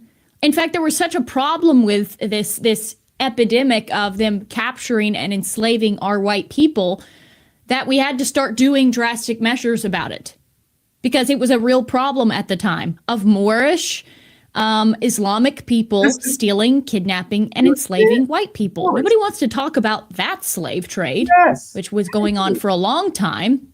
When she's in, let me explain. I'll give credit where credit is due it. You heard what she said? No one wants to talk about that. You heard what she said, Stan? No one wants to talk about the Moors enslaving these people. Yeah. She's not wrong. She's right. The black people are the ones that's trying to hold this stuff back. Oh no, we're not going to talk about it. Let me help y'all out. Y'all should pick up. They gotta say we the first slaves. We the first. We the best in first. They should pick this book up and read it. Let me see if I can find it. Did y'all go get your black scholars yet? Okay, so let's read this. On 64, fact 64. J.A. Rogers' book, 100 Amazing Facts About the Negro. The first slaves held in the United States were not black, they were white, but they were Europeans, mostly British, who died like flies on the slave ships. Really? In 1670, y'all better pay attention because it's a history lesson. You can look it up. You ain't got to believe Sabir. In 1670, Virginia passed a law forbidding Negroes from buying white people, right? This was 51 years after the Negro had arrived in chains. The same law was repeated in 1748. Free Negroes, that's you black people, brought white people in such numbers in Louisiana that the state made a similar law in 1818. Somebody's math ain't adding up. Somebody's math ain't adding up. And this is the problem with black folks. You see that? Go read J.A. Rogers' book. Go read it. See, the crazy part is they are basically holding things back, right? But you don't see them out there begging for reparations, do you? Niggas love, they want something. We're going to give reparations, brother. They owe us reparations. They owe us reparations. So let's go back to what she said. Pay attention. People stealing, kidnapping, and enslaving white people. In fact, there was such a problem with this epidemic of them capturing and enslaving our white people that we had to start doing drastic measures about it, because it was a real problem at the time of Moorish, Islamic people stealing, kidnapping, and enslaving white people. Nobody wants to talk about that slave trade, which was going on for a long time. But let's just get back to how Muslims, you know, they're just the victims here. Blacks are just the victims here. And they both built the country. Had nothing to do with white people at all. Right? If you're forced to hide, if you're forced to convert, I'm not using that as, that's not a feather in your cap. The point here is... Mark, we're drifting away. Mark, we're drifting away. Enslaved Africans built this country, and many were Muslim, and many even after... But do you see the emotional part? This is the crazy part about black folks, yo. Yeah. The very emotional part. Think about this. Crazy, right? So put me on the channel. I don't need to make no other channel, brother. I don't need to make no other channels. You can support by going to Zelle, PayPal, and Chime. I need not. Stop trying to suggest things with me when you can go to Zelle right there, PayPal, Chime, or Apple Pay, and Cash App. See, this is the thing about people always want to tell you what you make another page. I got like 3 or 4 pages. How about share the videos out? Let's do a Mark Lamar Hill conversation, because that's crazy. So maybe they don't get that everything usually goes against community guidelines when we speak against community guidelines. So I ain't gonna get monetized. I just want to let y'all know that I literally go against community guidelines. I like breaking rules, nigga. So I like breaking rules. So the crazy part is black people love to play the victim role. They love this victim role. Oh my God, they owe us reparations. They owe us. Nigga, you're not, they don't owe black people no reparations. Let me explain this to the white part. They're not white people. Did I say that? Now, if I sat with her, I could probably tell you her background just by probably looking at her. She got looked like almost like an Eastern European in her. Right? Like Eastern European. But she may have Italian in her. Right. Do you know Italians wasn't called Italians till later on? You know that, right? You do know that? Italian was Moors. Italians wasn't Italians till later on. White people till later on. But let me help y'all out. I'm gonna show you what real scholarship is. And again, you can bring these people to the cipher, baby. Let's see if we can find some stuff. Of centuries of connection with North Africa. Sicily's closest shore isn't even in Italy, it's Tunisia, just 90 miles away. That's why history and genetics show a deep bond between Sicily and North Africa. When Arabs and Berbers arrived in 831, they ruled Sicily for nearly 200 years. But they didn't just govern, they settled, traded, married, and passed on their traditions, their language, and their genes. Genetic studies today show that some Sicilians, especially in western Sicily, carry up to 7 to 10% North African ancestry. Traces match modern populations from Morocco, Tunisia, and Libya. This isn't random, it's the legacy of centuries of migration and intermarriage. Even the language remembers it. Words like bazara for marketplace, jujulena for sesame seeds, and kasab for reed all come from Arabic. You can taste the influence in Sicilian kitchens, from couscous in Trapani to almond-filled pastries flavored with cinnamon. You can see it in the domes and arches of Palermo's Arab Norman buildings. This isn't a footnote in history, it's a living part of Sicilian identity. It's proof that Sicily has always been more Mediterranean than just Italian. If your DNA test showed North African ancestry, comment your percentage and follow for more truths about Sicilian DNA. Most people don't realize this, but Sicilian DNA still carries the imprint of centuries of connection with North Africa. Now, this is the crazy part about people that don't understand history. North African is Arabs. You are the original Arab. You see how that works? That's why I said I got scripts. What's up, Brother Sway? I just need more people behind it. Let's go forward. If I'm wrong about anything, bring it to the cipher. Sicilians have African roots. So many people still ask that question. And that question reveals more about our assumptions than about Sicilian ethnicity itself. For thousands of years, Sicily was the heart of the Mediterranean, closer to Africa than to northern Italy. History flowed through this island. Arab rulers governed Sicily for over 250 years. North African traders settled here. And even before that, Phoenicians and Carthaginians crossed these shores. Those connections didn't just shape the land, they shaped the people. Modern genetic studies prove that Sicilian ethnicity carries North African and Middle Eastern ancestry. That's not a myth. That's written in the DNA of every Sicilian family. But here's the question no one wants to face. Why does that history still make some people uncomfortable? Why does the idea of African roots and Sicilian ethnicity still feel like a challenge? The truth is this: Sicilian culture was built by many worlds coming together. Greek, Arab, Norman, African, Spanish. That's not something to erase. That's what makes Sicilian ethnicity extraordinary. So next time someone asks if Sicilians have African roots, maybe remind them that diversity is what made Sicily a jewel of the Mediterranean and Sicilian people beautiful. If your family's Sicilian story is bigger than one label, drop a world globe in the comments. And follow for more about the history, pride, and resilience of Sicilian ethnicity, because every part of it matters. Do Sicilians have African Let me roots? explain this to you. So many people still ask that question. And that question reveals more about our assumptions. For you slow black foundational black Americans, right? Who love to keep saying we ain't got African in us. Bring it to the cipher. This is the thing that people don't understand. Come on. If you thinking you don't have it, I'm not African, brother. I ain't got no African in me, brother. I'm foundational. Hold up. So people know their roots. So let's go to Pio Pico in California. Pio Pico is a Mexican, the first governor of California. So let me help y'all out. This Pio Pico. How many people are familiar with Pio Pico? Look him up. The first governor of California. You see this? African descent. What the shut you? African descent. I ain't got no African in me, brother. So let me see if I can make this make sense to a lot of you cats. See, I don't do no AI stuff or watch people videos and take it. This is in California. This is near Universal Studios in the subway system. Universal Studios. I can literally bring 20 people down here and do a lecture right down here in the subway. We already did it. Percy and I was filming when we was down there.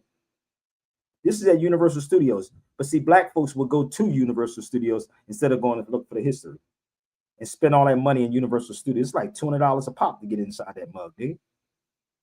But you wouldn't pay $200 to get knowledge. And this is why people have a better advantage over us, because we don't care about this until something happens. And that's why they bring people like Mark Lamont Hill on shows, because he's an emotional roller coaster.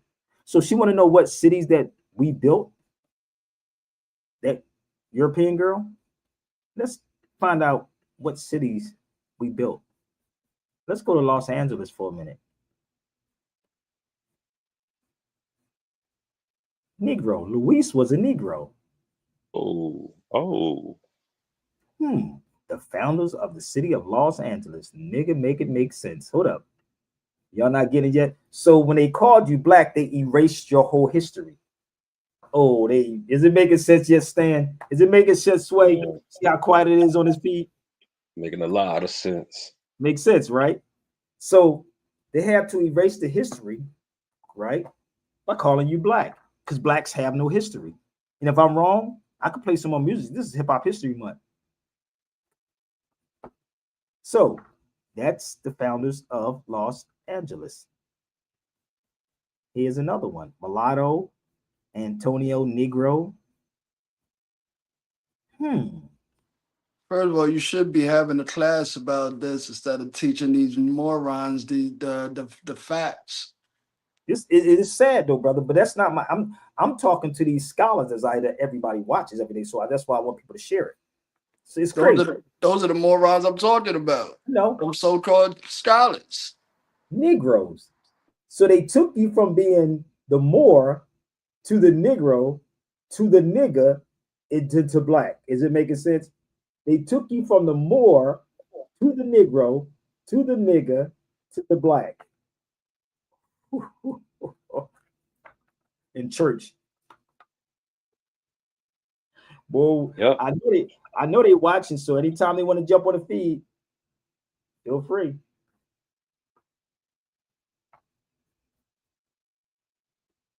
Think about it. It wasn't black people, they were Moors. LA, DC, Chicago, New York, which they totally destroyed to build Central Park. Yes, it did. But the crazy part about it, those places, they were Moors in those areas. This is what they keep missing. And Moor don't mean black. Yeah, that part. It don't mean black. Black is not a nationality. Has no historic meaning for African people.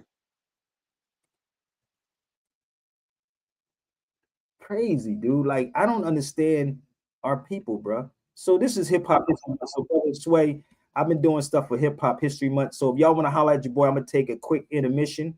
I'm gonna play something. I'm an hour and 34. I may go over just a little bit if y'all don't mind. So I'm gonna put my banner up here one more time. If you choose to support, if y'all think this is worth it, y'all can go to my yellow banner right there. But it is Hip Hop History Month. I'm in Chicago. We can share it out. I'm gonna give y'all some time so y'all can share it out right now to whoever. And I'm in the shop, baby. Let's go. Hip Hop History Month. Know your job better than anyone. When you shift your thinking about AI, you gotta have skills, B. You gotta have the skills, baby. Hip Hop History Month. What up? Hip Hop History Month, baby. Let's go, y'all. Hear it out.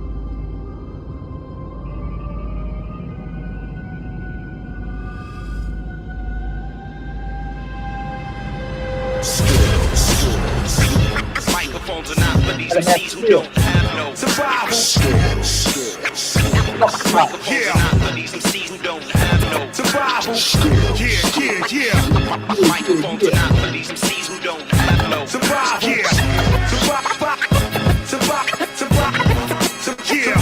See what I've been through, see what I go through. If I don't look at you, cause I don't know you. Know where to go to, know where to hide. What does it take nowadays to survive? See what I've been through, see what I go through. If I don't look at you, it's cause I don't know you.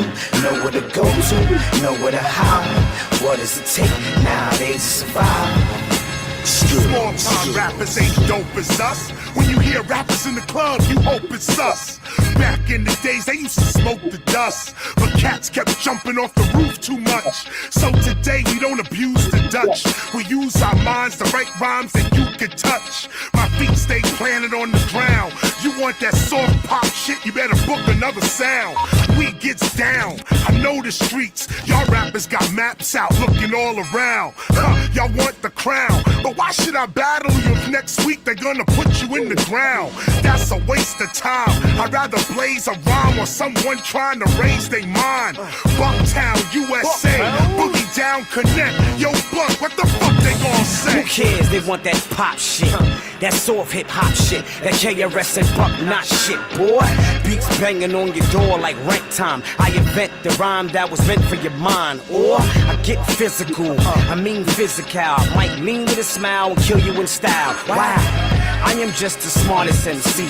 I am known as what you call an artist MC. See, part of me be like, pardon me. The other half be like, motherfuck, man, let's bust the hammer. Damn, I feel like a mattress. The way they keep sleeping on me, they don't see I'm the craftmatic. I spread everywhere, lead everywhere. Shot ricochet and bounce back looking heavy, yeah.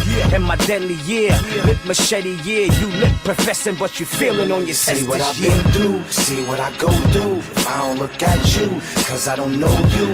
Know where to go to, know where to hide. What does it take nowadays to survive? See what I've been through, see what I go through. If I don't look at you, it's cause I don't know you. Know where to go to, know where to hide. What does it take nowadays to survive? Survival, survival, survival, survival, survival, survival, survival, survival. Come on, y'all. Share it out with these likes up.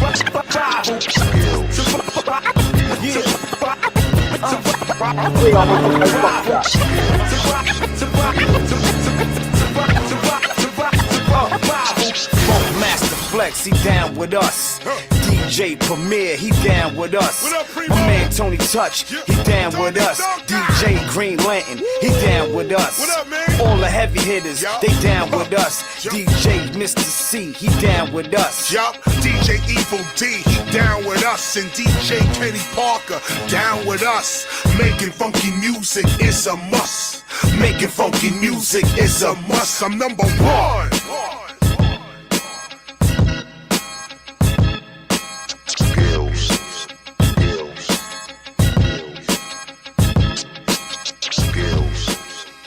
Gotta have skills, baby. These cats ain't got the skills, man. They don't have those skills. Gotta have skills to do this, B. Happy Hip Hop History Month. I hope y'all enjoying yourselves. So anybody yet? No foundational Black American? No Pan-African? Y'all don't want to challenge what I'm saying yet? Let's move forward. Yes, my brother said hit that like button, share, and please support and subscribe. So let's move forward. Let me help y'all out.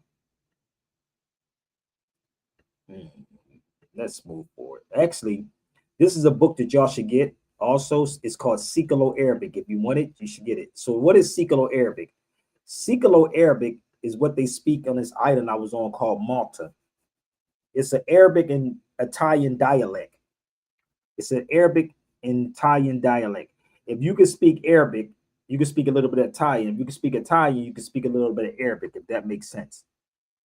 So I'm not telling everybody they should do this, but this should be the conversations to elevate people.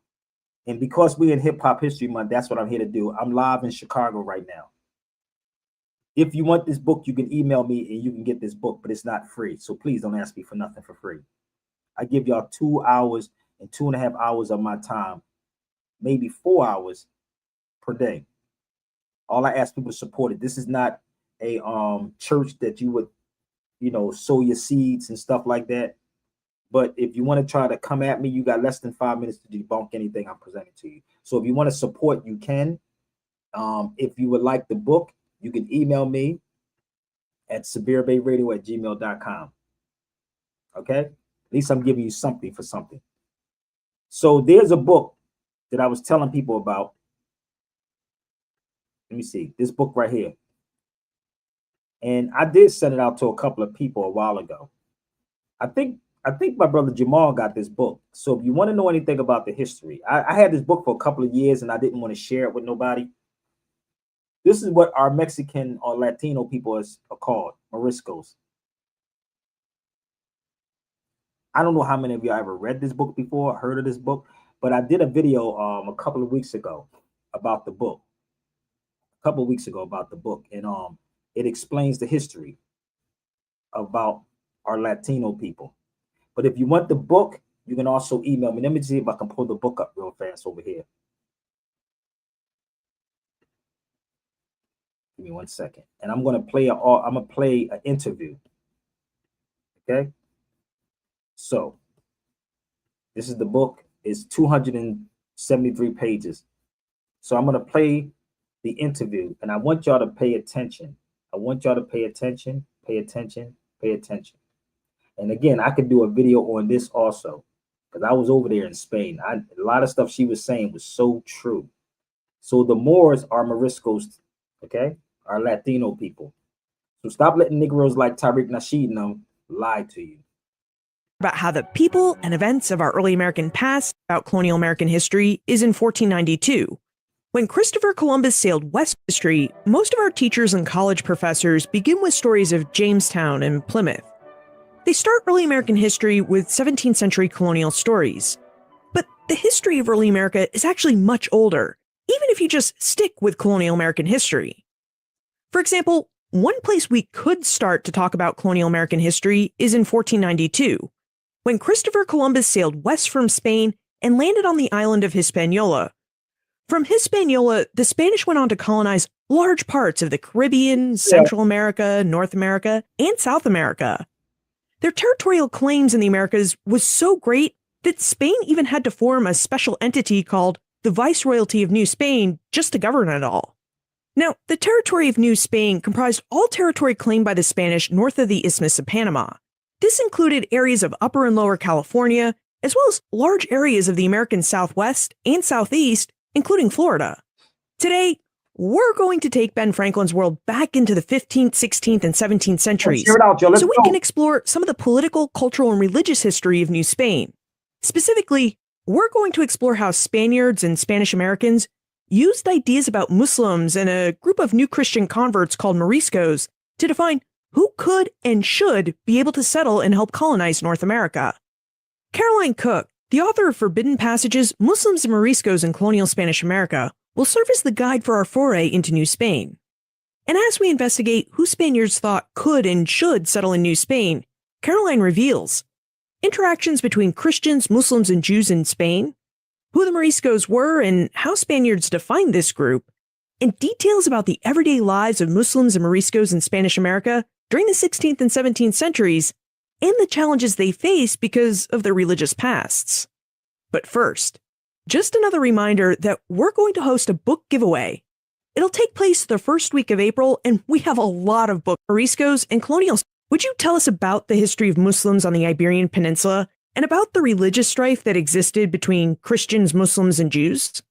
Definitely. There's a really long and rich history of interactions between Christians, Muslims, and Jews in Iberia prior to the 15th century, moments of not only conflict, but also of trade, of exchange. And it's really important to take into consideration the complexity, how looking back on that period, we might have either an image of very peaceful coexistence or image of violent conflict, but the reality was much more complicated.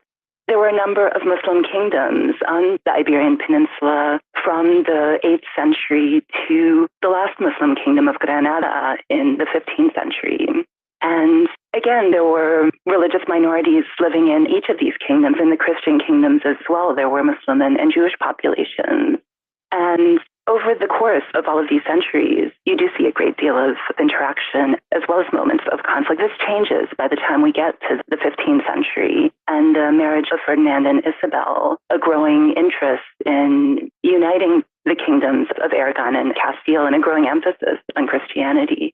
That's really interesting. So when we look at interactions between Christians, Muslims, and Jews on the Iberian Peninsula between, say, the 8th and the 17th centuries, we shouldn't just see strife and conflict between them. We should also see a lot of cooperation and peaceful relationships between them. Definitely. And it is important to consider, the union of the crowns and the subsequent political decisions made by Ferdinand and Isabel in their interest in conquering Granada. This marks a major shift from the legal and religious position of religious minorities in the Christian and Muslim kingdoms. Now, your book Forbidden Passages uses a group called Moriscos as a window onto how Spaniards described and defined the different peoples they thought should be included or excluded from their empire. And I think this is a really important point to grapple with because the Spanish Empire was really prominent and important during the colonial history of the Americas. So, would you tell us who the Moriscos were so that we can better understand the process behind defining who could belong to the Spanish Empire? So the term Morisco is a very broad term to refer to anyone who converted from Islam to Christianity, to Catholicism. But this comprised a really wide range of people, from voluntary converts, several generations, and even a century prior to the 16th century, all the way to individuals who were forcibly converted to Catholicism, many of the Muslims in Granada who were forcibly baptized in 1500. Yep. So the term Morisco becomes almost a legal category by the 16th century that has a range of associations that will affect a person's place in Spanish society and in colonial society, their ability to emigrate to the Americas, for example, as Spanish authorities became increasingly concerned with tracing genealogies and lineages in order to issue licenses for people to emigrate. The Spanish Inquisition was an event that really impacted Moriscos and their ability to settle in the Americas. So, would you tell us about the Spanish Inquisition and how it impacted the lives of Spanish Muslims and Moriscos? The Inquisition had a major impact on many aspects of people's daily lives, both Moriscos and also conversos, converts from Judaism to Christianity. The Inquisition was set up not to try Christians and Muslims, but anyone who converted to Christianity in order to maintain religious heterodoxy, religious uniformity in Spain and eventually in Spanish America once the tribunals were established there. And anyone who was tried by the Inquisition, this would have an impact not only on your ability to hold status in society, but on your descendants also. People who applied for important offices, posts, or who wanted to emigrate to the Americas had to prove that they didn't have an ancestor who had been convicted by the Inquisition. Get it? So you had to get the license and they get permission. So when you got converted to Catholicism, you can get all the jobs that you want. That's a really different view than I had of it. I mean, you make it sound like the Inquisition was voluntary in that conversion to Christianity wasn't mandatory unless you wanted to hold some sort of governmental office. Is that really how the Inquisition worked? Yes. So by the 16th century, even the late 15th century, there was more of a push for religious uniformity. The Jewish population was officially expelled from Iberia in 1492, the same year that the monarchs Ferdinand and Isabel conquered the last Muslim kingdom of Granada. And this was also the year that Columbus set sail for the Americas. So there's a growing concern with religious uniformity. The Inquisition itself was established a few years prior to this moment as this concern for religious uniformity was mounting. But officially, it could only try converts to Christianity. Why did the Spaniards have such a desire for religious uniformity? Where did this concern come from? Increasingly by the 16th century, and this continued to mount throughout the 16th century, religious identity, religious belief was being connected to political. Don't that sound like that's going on right now? Ain't they trying to force that Christianity? Everything got to be Christianity. Have y'all noticed that? Yep. It's happening right now, right? Pay attention. Loyalty. And this had a series of sort of broader implications. Spain's diplomatic relations with the Ottoman Empire. There were periodic anxieties, fears that the Ottoman forces would invade Spain, rumors about the possibility of the Morisco population, for example, to form an alliance with the Ottomans. And even where, in many instances, these rumors were unfounded, there was a growing suspicion toward the Moriscos as potentially disloyal subjects. And this also carried into concerns over trustworthiness in business relations, or in the doctors and healers who would be attending to the sick. Morisco doctors and midwives were increasingly prohibited from practicing in Spain. And this also plays out in the denunciations of Morisco healers in the Americas. I guess the Inquisition and everything around it shows just why the Spaniards had to think about their empire and who they wanted to be a part of it. Because trust was a major issue. I mean, they wanted to know that their empire would be filled with people they could trust. This AI tool will create a stunning ebook direct from your content, whether it's a Microsoft Word document or a Google document, or even if you just have an idea, it will create the whole ebook for you, complete with the graphics, with the images, the fonts, layout. So within the that their colonies in North and South America and the Caribbean had people they could trust living in them. Definitely. The terms that were being used by the first conquerors of Mexico, of Peru, they referred to themselves as Christians. There was a sense of a group identity of belonging to a Christian political community as well as a religious community. But this wasn't entirely uniform either. There was a great deal of criticism within Spain. First of all, among some priests and missionaries, the idea that with baptism, you should be able to be fully incorporated into. Let me ask you a question. How many of y'all knew that?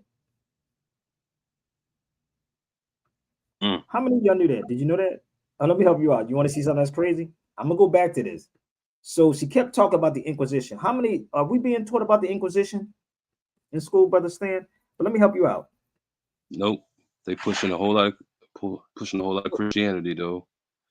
What's this right here? Do anybody even know what book this is from?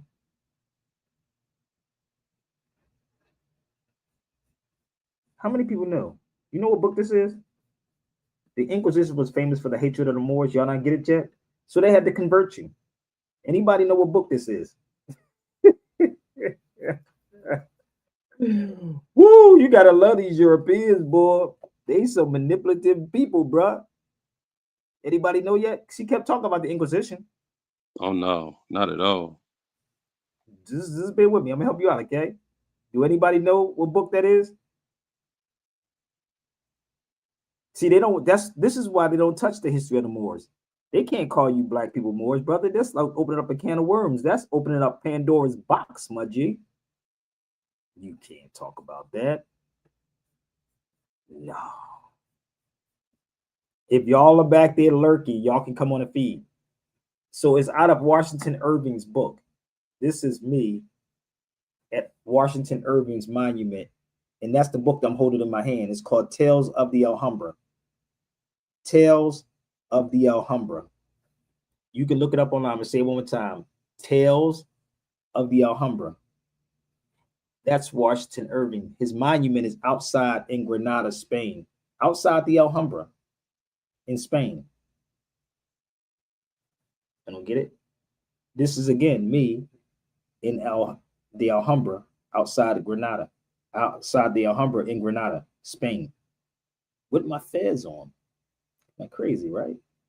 But the wild part is he had a room inside there. He stayed in there. It's called the Washington Irving Room. It's almost like my sister Tiffany and Blunty. They named the room in France Sabir Bey Room.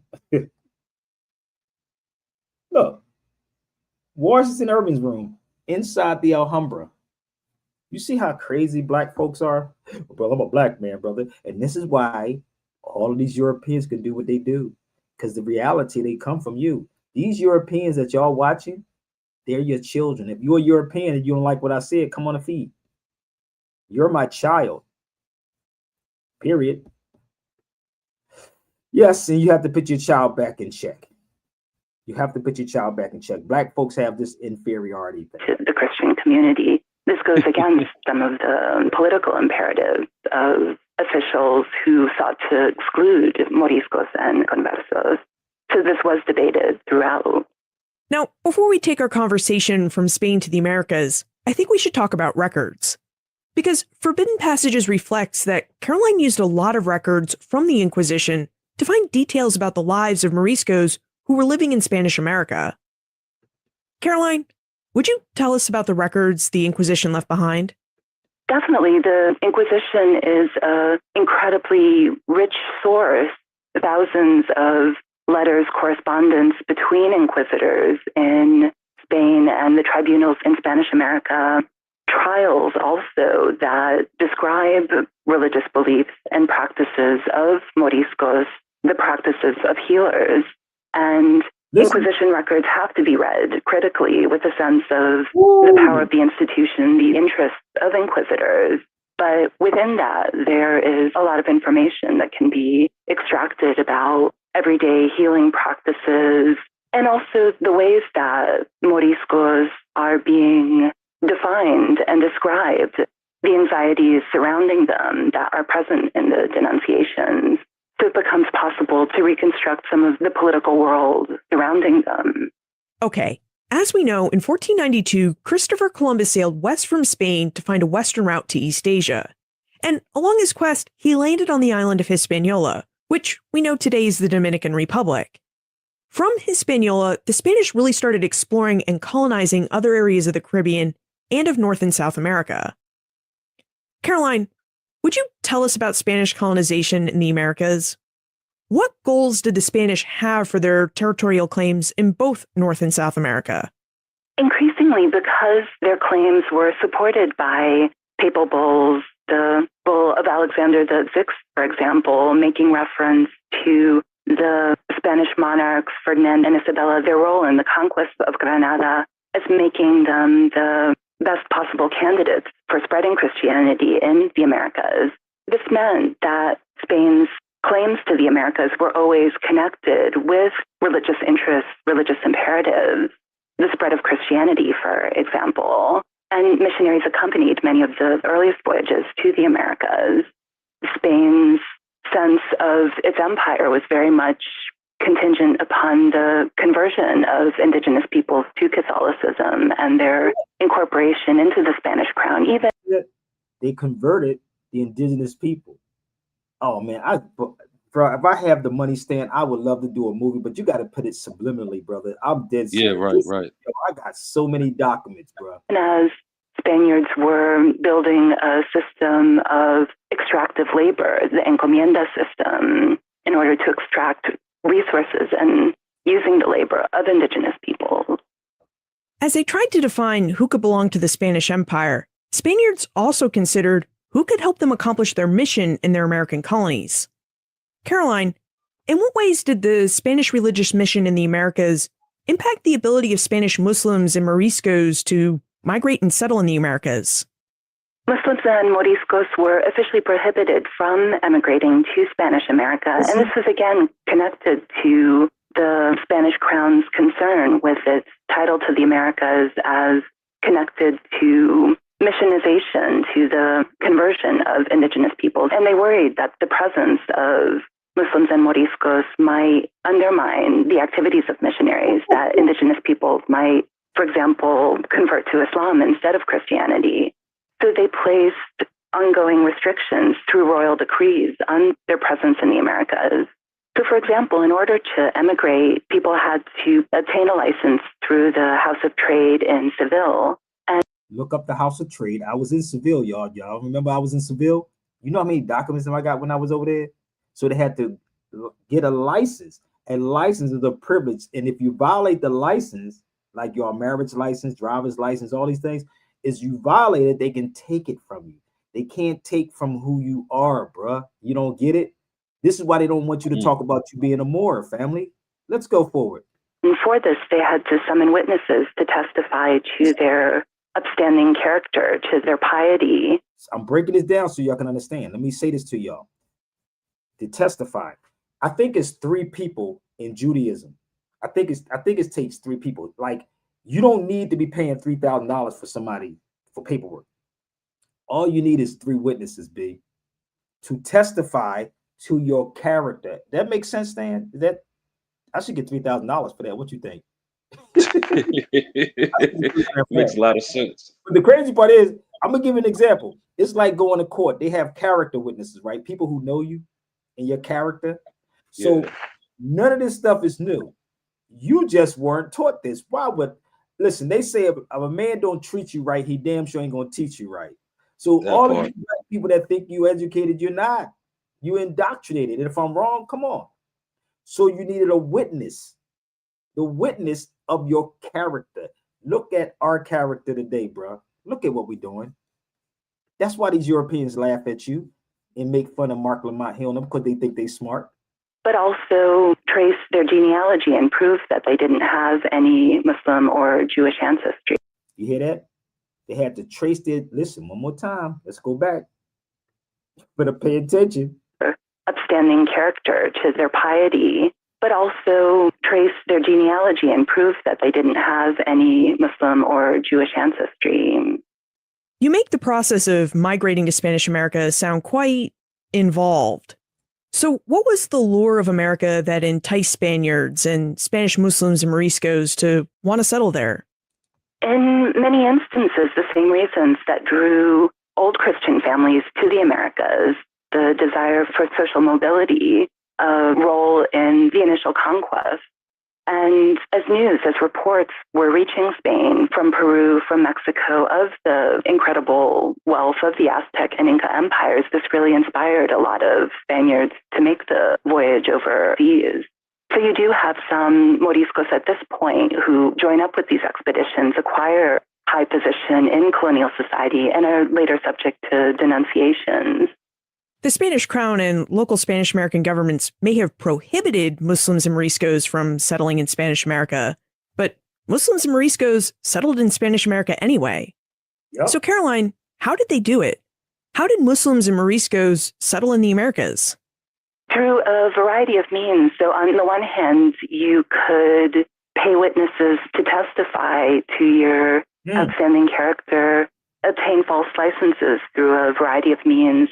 There are also some individuals who enlisted as sailors on ships and then jumped ship when they arrived in the Americas.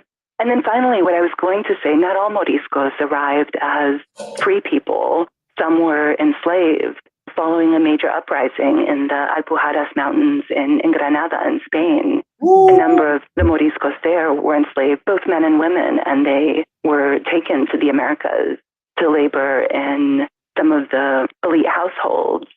And these licenses, again, for individual slaves to accompany their masters to the Americas, very... That's crazy, right? How many of y'all was taught this in school? Now, I've been to Granada many times. I did a lot of recording when I was in Spain. I don't know if y'all know that or not, but I did a lot of recording in Spain. So what it is, y'all are listening to this sister, Caroline Cook, who actually wrote a book on it, but it's many books. So just bear with me, y'all. This is the book. And if y'all want to get the book, I do have copies of it. It's 379 pages. I have mine home, the hard copy home. So all my Mexican people, let's turn up the volume, bro. This is Hip Hop History Month. Let's go.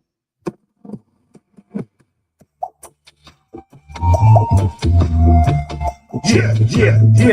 Big up Mad Lion on this one. Yeah. Killer Pride. That's right. How then can they take the border when they are the invaders? And how then can they reform immigration when they invaded their neighbor? America existed before Columbus 30,000 years ago. We were there in Mexico. Where's my mama? She got your rifle, let it blow. Go. All invaders gotta go. This was for my people, Mexican people. The whole earth is yours. No human is illegal. Come across the border, every woman and man. The U.S. is the alien. Mexico, this is your land. How then can they talk about some border when they are the invaders?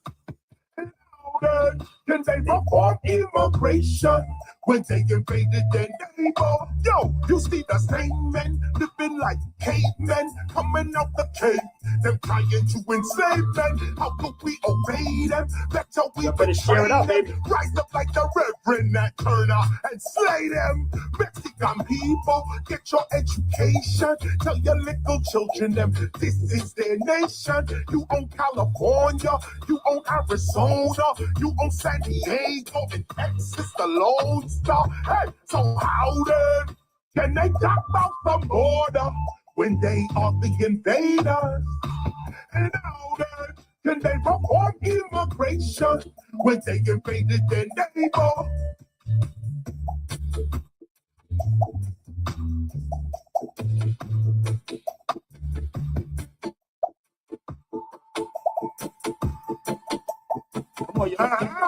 Look, you see Mexico, then look at New Mexico. What is a New Mexico? If there is a Mexico, all of America they used to call a Mexico. Immigration laws are a fraud and we reject them.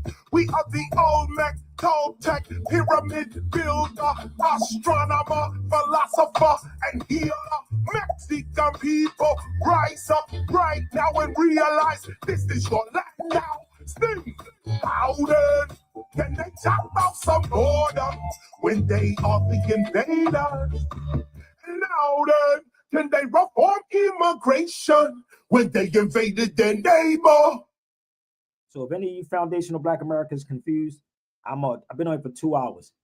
You can jump on a cipher, baby, or you can share this out to whoever needs to hear this. I did this newspaper in 2003, bro. And how the hell we in 2025 and people still confused? And I did this in 2003. How are we still confused after all this time? Because y'all being lied to by these cats on social media, bro. I keep telling you, Sabir Bey is not the one you want to play with. I've been doing this for a very long time. I've been in a lot of countries, bro. Okay?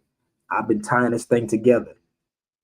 And I lost a lot of money too. For the past 2 years I was going over there. First 2 years I was going, I lost over a couple of $1,000 straight up. I ain't even gonna lie, because I didn't understand. But now I go overseas with no fear. I know how to navigate. So this is a plaque. If you ever went to Spain, y'all probably wouldn't see this if you were there. It's in Albacete. Oh, wow.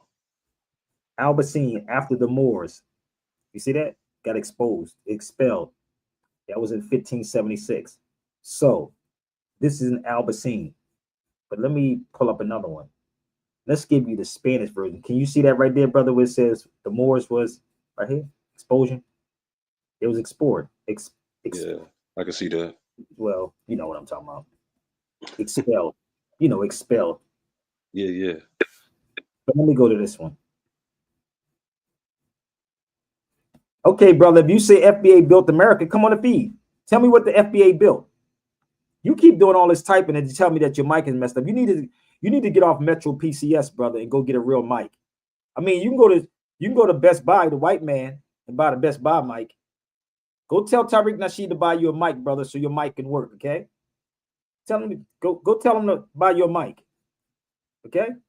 Let me put my link up just in case your mic is working right today. Foundational Black Americans ain't build nothing.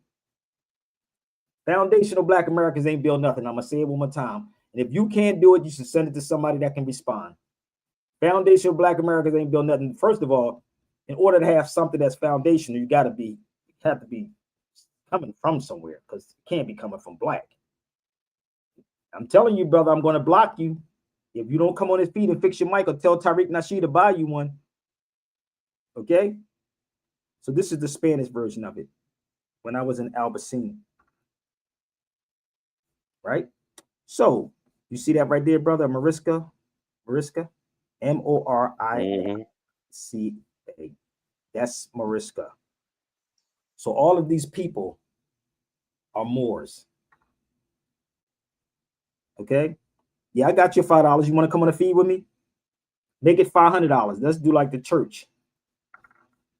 Come on a feed. As a matter of fact, go get Tariq Nasheed. Shit. Go get Tariq. Let's see if we can go toe-to-toe with the truth. Okay? Let's see if we can go toe-to-toe with the truth. So I'm almost finished, y'all, so bear with me. So that's my brother KRS-One. That's me with the hoodie on my head. I'm gonna start wearing that so I can scare the hell out of black people. That's my brother Mondo. Mondo One. He's a big Mexican, huh? That's my brother Mondo One. And guess what his last name is? His last name is Moorish too. His name is Mondo Moran. Ain't that funny? Moran is a Moorish name. Mondo Moran. He thought I was crazy walking around with that hood on my head. And then I had to give him the history. See, black folks don't want history. This is why Europeans can clown y'all like her. Let's go back to her. I'm almost finished, y'all. That's why they can laugh at y'all, clown y'all, because y'all reactionary people like her. Listen to this. This night was Halloween, as many people know. And I decided to dress up like everyone else does. You know, people are out there dressed like Satan and witches, and they're dressed like every horrible thing under the sun.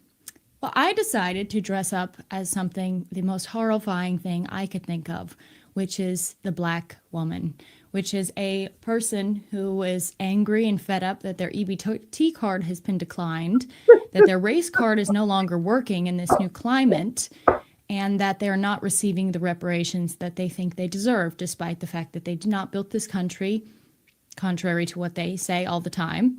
And they are certainly not improving the country. They are actually doing everything in their power to destroy the country. So I made this stream last night, a live stream, and a few people watched it, and now people are quite angry. Several allegations are being alleged against me. Why is she doing this? Is she just a shock jock, just an agent provocateur? Or is she a grifter? Or is she Jewish? Or is this a federal asset here to seed division amongst people? So I want to put some of those accusations to bed. I want to explain the method behind the madness and perhaps what my long-term goals are. Because unlike an agent provocateur who just wants to cause chaos, I actually want to see my country improved. Okay, and you might say, well, how is doing blackface on a stream, how is that improving the country?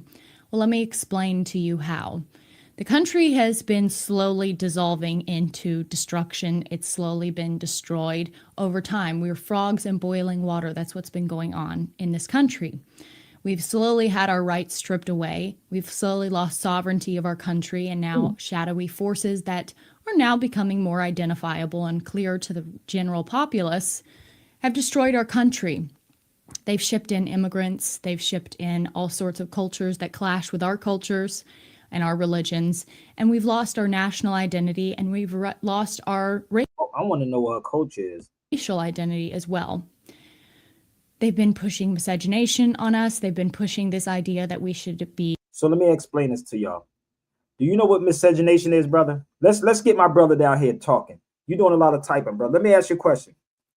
Do you know, without looking it up, brother, straight out the gate, what is miscegenation? Without looking it up. You heard what she said, right? Miscegenation. Oh, we need help. Y'all black folks too emotional. Anybody know what miscegenation is? They're not forcing miscegenation on nobody.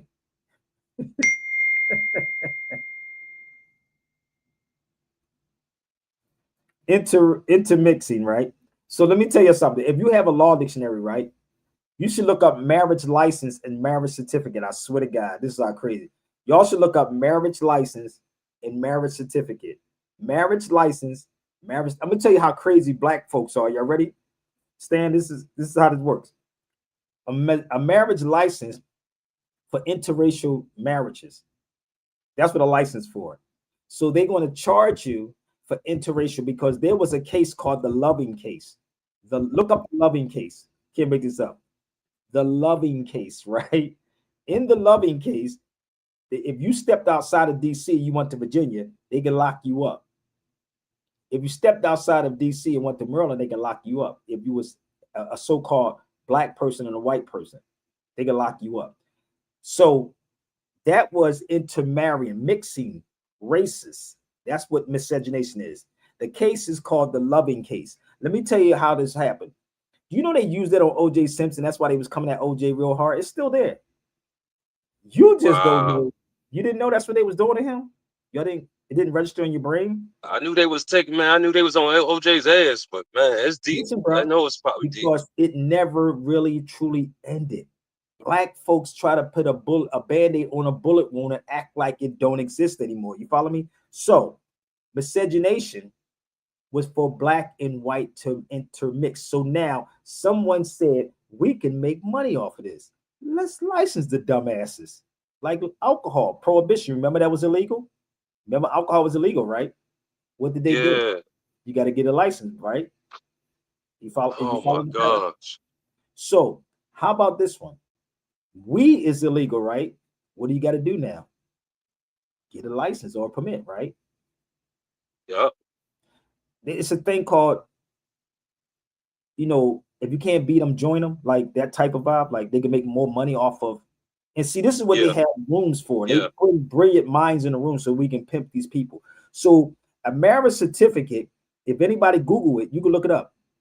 Look up a marriage license and a marriage certificate. So a marriage license is for permission. This is why you also go to the minister in the church. He's a 501c3. Duh. It's a business, right?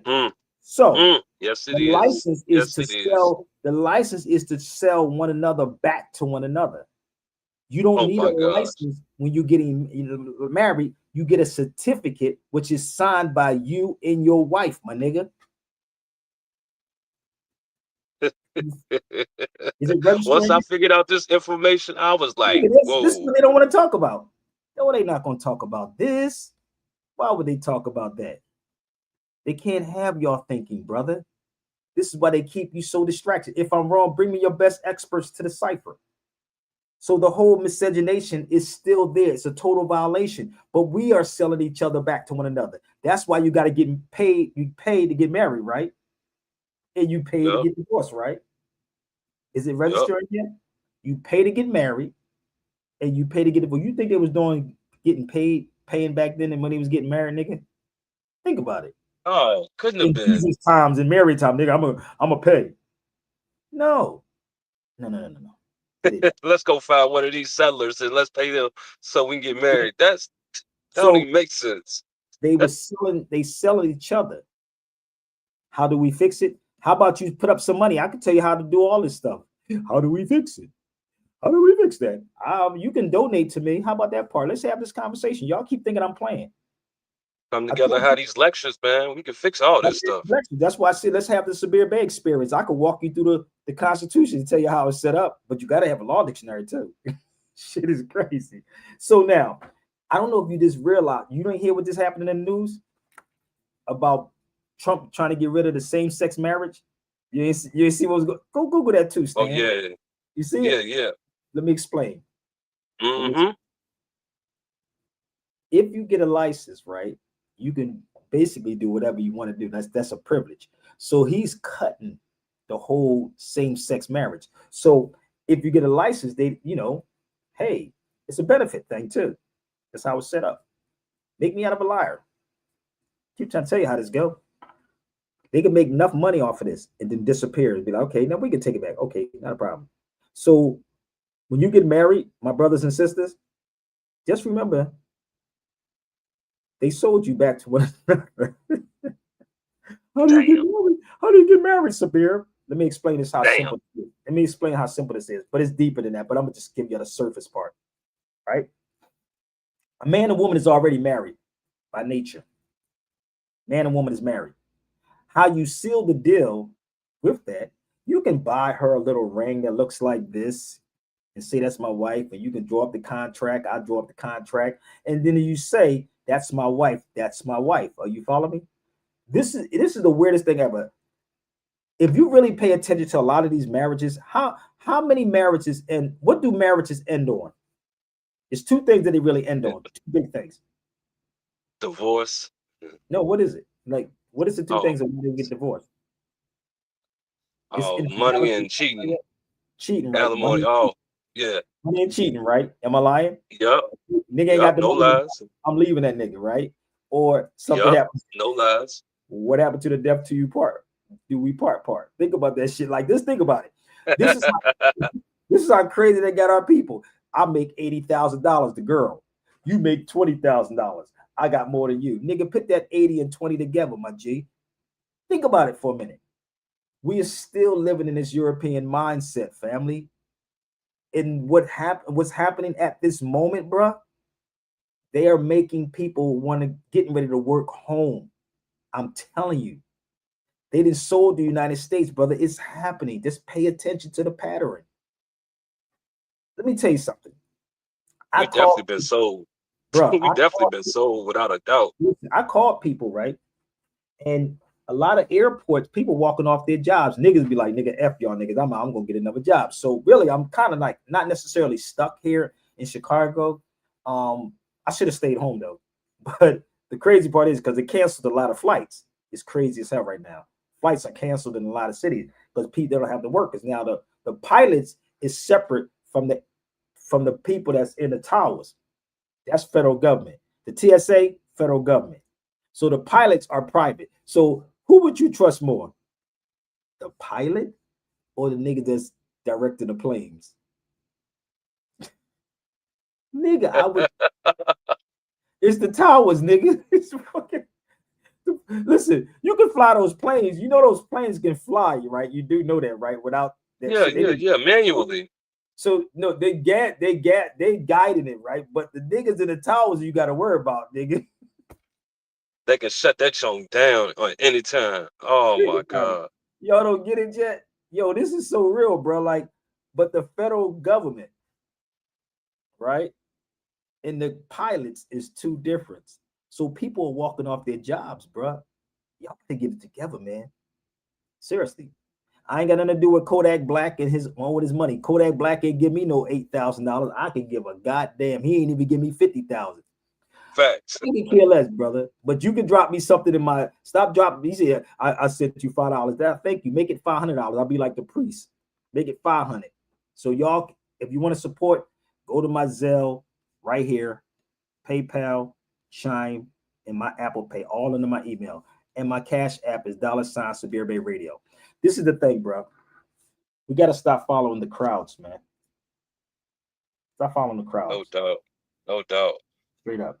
Stop following the crowds. I gave y'all over another half an hour, y'all. So please, I gotta go get out. I gotta run and go get something to eat. So show your support by donating and sharing the videos out. And my brother Jeff wants me to come up to Denver. He asked me to look for some cheap flights, but if y'all would like to support it, oh, they live right now. Give me 1 second. They live right now. Look, hold up. Hold up.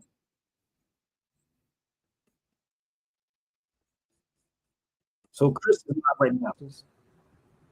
When we don't understand their power, when we get caught up in this Western technology and this idea of male supremacy, this is live. You will fall. And in many ways we have. But we're all born with a Judas and a Messiah. We are all born with Satan and a Sar. But it's Heru, that is the resurrection of a Sar, his father. And the reality of it is that Judas is that person in you that's telling you what you can't do. He's the betrayer of your human nature. And it is a Sar that tells you what you can do. But then Satan is, and Judas is jealous of the Messiah, so they murder him. But before he goes into the underground, Heru is born, the resurrection. And what's important to understand is that this is who we are. Judas may fall 9 times, but your Messiah will rise 10. Always let your Messiah be who you are. And the Son of God is spelled S-U-N. And I'm just going to end here. Because then you go to the Bible. Because I tell people, don't throw that Bible out. That's some serious stuff. In fact, most of the Bible you can find on the pyramid text walls. John 3rd chapter, 16th verse. God so loved the earth, so loved the world, that he gave his only begotten Son. And those who believe in him, her, will live for eternity. That Son is spelled S-U-N. They don't know how to spell. They made it S-O-N and made it a male and don't realize that you are resurrected through the feminine energy. So family, I'm looking forward to this experience. My brother Amadeus, I thank you.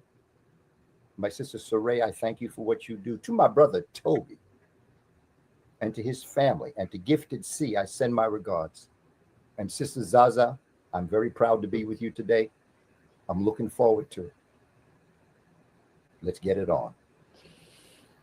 That was beautiful. That was actually perfect. And as we go into this portion of the film, I want to give the audience an assignment. As you listen, I want you to combine what you're seeing in the imagery, in the music, and in the message with what Brother Kaba has just stated about, because this portion is about the divine feminine, just straight and clear. And there is an attack right now on the Black family system. And that is not by happenstance. That is a very calculated, cold calculated move. And I think, to me, what has been most beautiful about the experience of this film is that it kind of gives you a framework to go beyond that, to go beyond the beef, if you will, beyond our individual hurts and pains that we have experienced at the hands of one another, because there's something greater there. And if we're going to help heal ourselves and one another through our love for one another, it does have to be grounded in the history and understanding of who you are. So to all my people, as you're watching, think about that. Think about what is getting in your spirit. as it surrounds how we can use this knowledge to heal and restore our relationships in our community, and how you can share that, as you share your reviews and as you share, the film and the trailer with people on your social media. Make sure to make sure that they peep that too. So check it out and see what you think. And I'm gonna hand it over to you. All right, Kaba, we're going to bring you back up for the Q&A. Man, this is just the intro, you guys. This is just the intro. You guys already got all of these nuggets and jewels dropped on you. Right. Kaba, we'll see you in a few. Yeah. And ladies and gentlemen, also, as you are watching, please feel free to drop any questions in the chat. I'm trying to save them so that we can come back to them during the Q&A section directly following this clip of the film. One thing I wanted to say, I'm so glad that Kaba made that segue. One thing I didn't say as I was talking about Heavy is the Crown is that Heavy is the Crown has a mother, and that mother is Dr. Sharshi McIntyre. Now, she had already gone to the ancestors long before I crafted this piece of work, but I happened to see one of her lectures on YouTube, and it really spoke to me. This was when I first had was in the process of conceptualizing Heavy is the Crown. And her words helped me craft this particular volume, but overall it helped me craft the entire film. So I want to give a shout out to Dr. Sharshi McIntyre as the mother. The part of the film you guys are about to see, I wish I could show you guys the whole film, but we just signed a global distribution deal. So we're going to be able to show you 2 chapters of the film, which I feel like are the most pertinent chapters. The first chapter, they play back to back. The first chapter is the feminine principle. And then the second chapter we're going to show you guys is the Madonna and Child. So it's about 30 minutes. I hope you guys are ready. After this section of the film is over, we'll open it up for Q&A. I got a special surprise for you guys afterwards, but we'll bring Kaba and Zaza back on stage, and we might even have a special guest for you guys as well. So I hope you guys enjoyed the film, and here we go.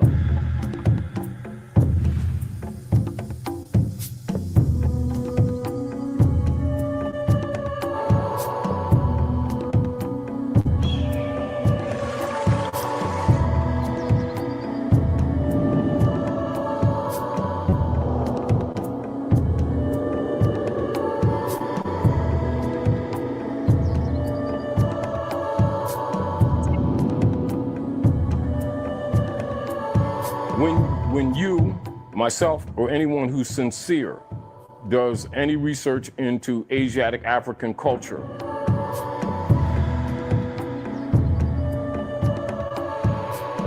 it is without doubt that the ancient cultures of the world were matriarchies, not patriarchies.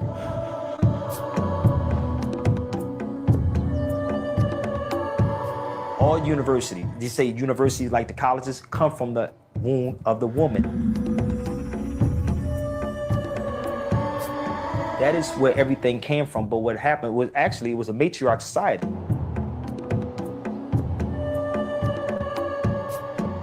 You had the women ruling before men.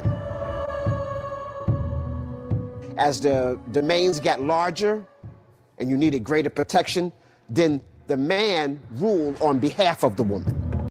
So listen, I do got to get ready to go, y'all, because I've been on here long enough.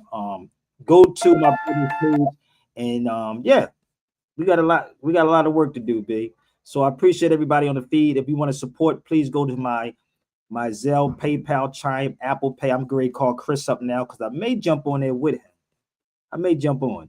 So if y'all want to support, go to the yellow. I thank y'all so much. Happy Hip Hop History Month. I got to get ready to go.